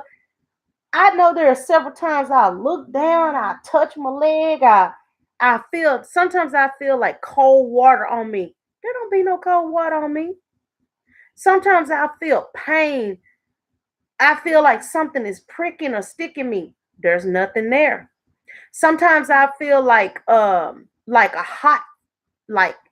hot heat running through my veins. Nothing there. People do not understand what you're going through. And one pain doctor explained to me that when you are in pain so much, it will frazzle out your nervous system to the point that it always thinks it's in pain. That's where fibromyalgia come from. When you've been in pain so much, it makes your receptors start thinking that you're always in pain. It's horrible. It is very, very bad. You be sitting there and out of nowhere, some just phantom pain will just start bothering you. And there's nothing you can do about it. They'll give you, different medications like Neurontin and different other medications to help you deal with it. But that doesn't like if you have joint pain, that doesn't stop the joint pain. It might help with your nerve pain, but it don't do nothing for the joint pain because that's what I deal with. I take Neurontin, and it helps with my nerve pain. Uh, I have my nerves are so bad. Sometimes my hand will start being feeling numb. My arm could start feeling numb. I have a patch about the size of my hand on my back on this side where it feels numb. And then it'll go from feeling numb to feeling like something is tingling and moving under my skin. I get my daughter to look back there and rub it and touch it. She said, "Mama, there's nothing there." Exactly. And that's one of the reasons why I want to use my platform. I don't want to just use my platform like some people do it just for education, some people do it just for networking, some people do it for and I'm not saying anything is wrong. Like when I say education, I mean like networking or entertainment. Some people use their platforms for different things, but we also need to try to use our platforms, especially if you're going through these things, to share with other people who's going through it so they can better understand what you're experiencing. Because that's frustrating too, and it's hurtful too when you're in pain and you don't know why. You're just like, every time I turn around, I'm hurting. I'm just hurting. They give you these drugs that don't do nothing but knock you out all the time. Nobody wants to be knocked out all the time. They give you drugs that all I know I took that nerve pill this morning and I said, "Ooh, I don't know if I want to take this because it's gonna make me fall asleep. All I gotta do is sit back and honey, I will be gone. I can lean over to the side and be looking at something. And next thing I know, I'll wake up. That medicine knocks you out. But it's it's very important to discuss stuff like that and talk to people and let them know, hey, if you're experiencing stuff, let's talk about it because you might learn something that you didn't already know, or you may share something with me that I didn't already know. And the more we talk about things, the better understanding we can get and we can learn how to deal with it. Oh, wow. Oh, Lord, bless your heart, honey. Bless your heart. See, they won't even do. They looked at my knees a year and a half ago, and they told me they wouldn't do my knees. I said, so are they bad enough that you need to redo them? And they said, well, they didn't even want to say it. I already know my right one is because every time I move my leg, all you hear is just gravel. The bone is grinding on bone. Right, right. Um, because of my age and my weight, there are some things that won't get done. Period. I will not be able to have no kind of invasive, like serious invasive surgery until I lose weight. That's just bottom line. I already know that. Um, the sad part about it is everything is gonna get worse because everything is predicated. It's all made worse by the weight because the weight puts so much pressure on your body. That was one thing they was checking for was lupus because my great grandmother had lupus and they were checking for that, but they didn't find that. They didn't find that. And I'm not one of those people who go out here looking, trying to find something to have. I'd rather be 100% healthy where I can walk around and do what I want to do. What person in their right mind want to be sick and afflicted? Nobody wants that. We want our independent lives where we can get up, walk around, do what we want to do, go where we want to go, see who we want to see. We don't want to be bound with pain and suffering. And people who think we do, do you know that there are some people on this internet who think that disabled people like they act like you want to be disabled. I ain't never seen so much mess in my life. When I saw that, I saw somebody say that. When I tell you it made me mad, I said, what kind of person are you? Nobody wants to be in pain all the time, all day long. Even if you take your pain medicine, there's still some residual pain because the reality is some of the pain you suffer, it's not going to go away unless you are asleep. And then when you fall asleep, your pain can wake you up out of your sleep like you never was asleep. People people are so uneducated, they have no idea what you be dealing with. And the ones who don't have no idea, always the ones that's got a big mouth and can tell you everything about your problems that they've never suffered before a day in their life. So they don't even know or understand what they're talking about. They just saying some stuff. And those kind of people get on your nerves because you just want to tell them, will you shut up? If you want to trade places with me and take on this pain and I take on, now I ain't gonna say take on whatever you taking on, because nowadays you might be taking on some stuff you don't want. One thing I can say, even if I'm in pain, I thank God for every experience because I could not be here. I could not be here.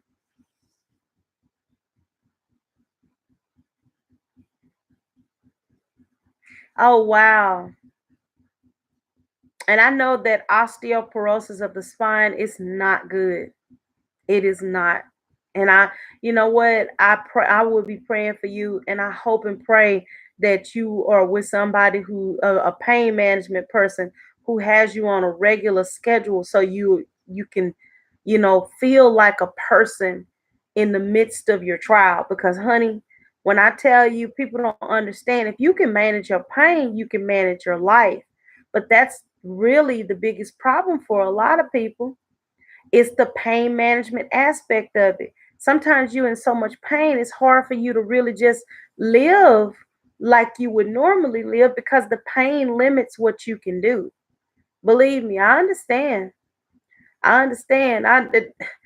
My I know my doctors mean well, but when they tell me I need to lose weight, if they don't, dude, I have always been very considerate of my weight and how I look. I'm not trying to gain weight because I want to gain weight. I can barely move. I can barely move. It's hard for me to get up and walk to the bathroom because my joints are so bad. So it's not that I don't want to move. It's not I love to get out there and walk around and get some of this weight off me. I think I'm the cutest thing God ever created. I don't want all this weight on me. I don't want all this weight on me. Shoot. But when you can barely move, what do? Because if you move too fast, you could fall. If you move too quick, you could fall because them sharp pains hit you, they'll take your breath out of you. So you have to be careful in everything you do. You can't just be jumping around here doing it and everything. And I think the problem is that a lot of these doctors don't know what you're going through because they ain't never experienced it themselves. How you gonna tell me about something I'm going through when you ain't never been through it yourself? You just telling me based on something you done read or saw in a book. you, you ain't telling me based on an experience you've experienced yourself, sir. You just telling me what you done read and seen in a book. And it makes a difference. It makes a big difference. It's like I said, Miss Rochelle, I'm gonna be praying for you, honey, because I know how that pain is. I know how it feels. I have arthritis in I have severe arthritis in my major joints, and it limits a lot. It limits a lot. And I one of the things that really kind of upset me is when I was on insurance. I lost my insurance. And when I lost my insurance, I was getting ready to start doing physical therapy. So I had to wait almost a year, got my insurance back, got Medicare. And now I need to try to figure out how I can get into some physical therapy because I'm going to need some help to get myself back on track. You know what I'm saying? I don't want to try to do it by myself and end up hurting myself. I want to try to do it with somebody who's licensed and who knows how to do these things because I am not trying to hurt myself and make things worse. That's the one thing I'm concerned about. I don't want to make things worse because then I got to live with additional pain, and I'm not trying to do that. I'm not. Well, Miss Brown, I hate to say it, hon, but I have to go. I've been on here for a little over 3 hours. I have enjoyed this live. Well, I'm glad your boys understand what you're going through. Um, I had to educate my kids.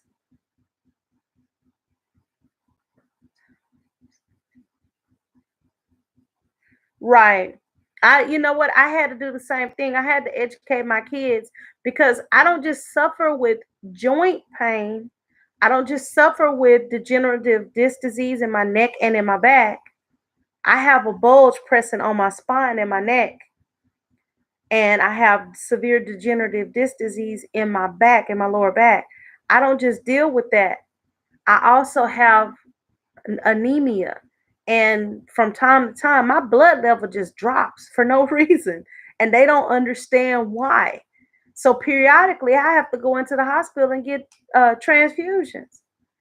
It's strange because none of this stuff ever started happening until 2016 or 2017. I started having problems in 2016, problems with my back and stuff. But the anemia, I never started having those problems until 2017. And it's strange, but God have a reason. He has a purpose for everything. And I'm not mad. I'm not mad. And I mean, it took me some time to get to this point because I was pretty frustrated. I was like, man, I was walking around, working and doing me.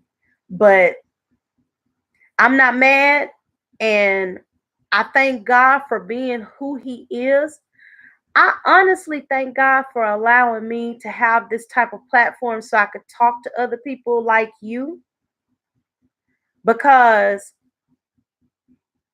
in our being in a group and understanding one another, it helps us be able to figure things out. You know what I'm saying? Maybe you hear something from somebody that you never even considered, and it'll give you a better understanding of what you're going through. So I am 100% thankful that I came across you, because we share a lot. We have a lot in common. I'm thankful for you coming and spending time with me. I invite you anytime you see me online. Please, let's talk. Let's get together. Let's get through this together. You know what I'm saying? Let's make, because life is life is hard, especially when you're doing it by yourself. When we have our children around, there are certain things that our children can give us, but there are some things we need just in, friendship and understanding with others. So you're more than welcome. I appreciate you. I have had an awesome time talking to you guys. And I think that's why I felt so good when I got up this morning. Yesterday, I wasn't really thinking about going live, but this morning I said, let me get on here. Let me get on here. I didn't even wrap my hair. I said, they can see me natural. Hey, see that I'm a real person. I really did enjoy you. I enjoyed Miss Arthur Sheila D.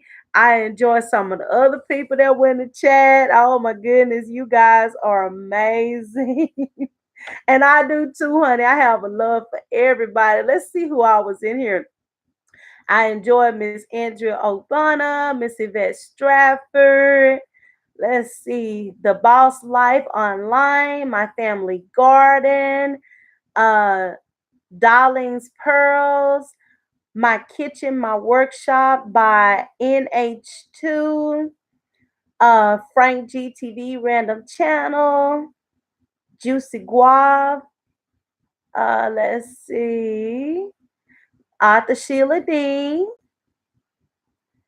and Miss Rochelle Brown. You know what? I sure do appreciate y'all. Y'all just don't know. Y'all have made my day. You guys have truly made my day. I appreciate y'all. I appreciate oh my goodness, I appreciate y'all showing up. I appreciate y'all supporting my channel, because I know that we're gonna grow and do big things, big and better things. I know that the most important thing is just to come on here and just do it. Oh, I thank you so much. And Miss Rochelle, I will be on here. I think I'm going to go live a little bit later today. I need to do some editing, though. I've got a few books. I got to start editing them. They're just piling up. And if I don't do it, nobody's going to do it. So I got to get them done, because I got some books I got to get published. But I'm probably going to go live probably later on today. I'll definitely send out a notification. That way everybody will know when I go live.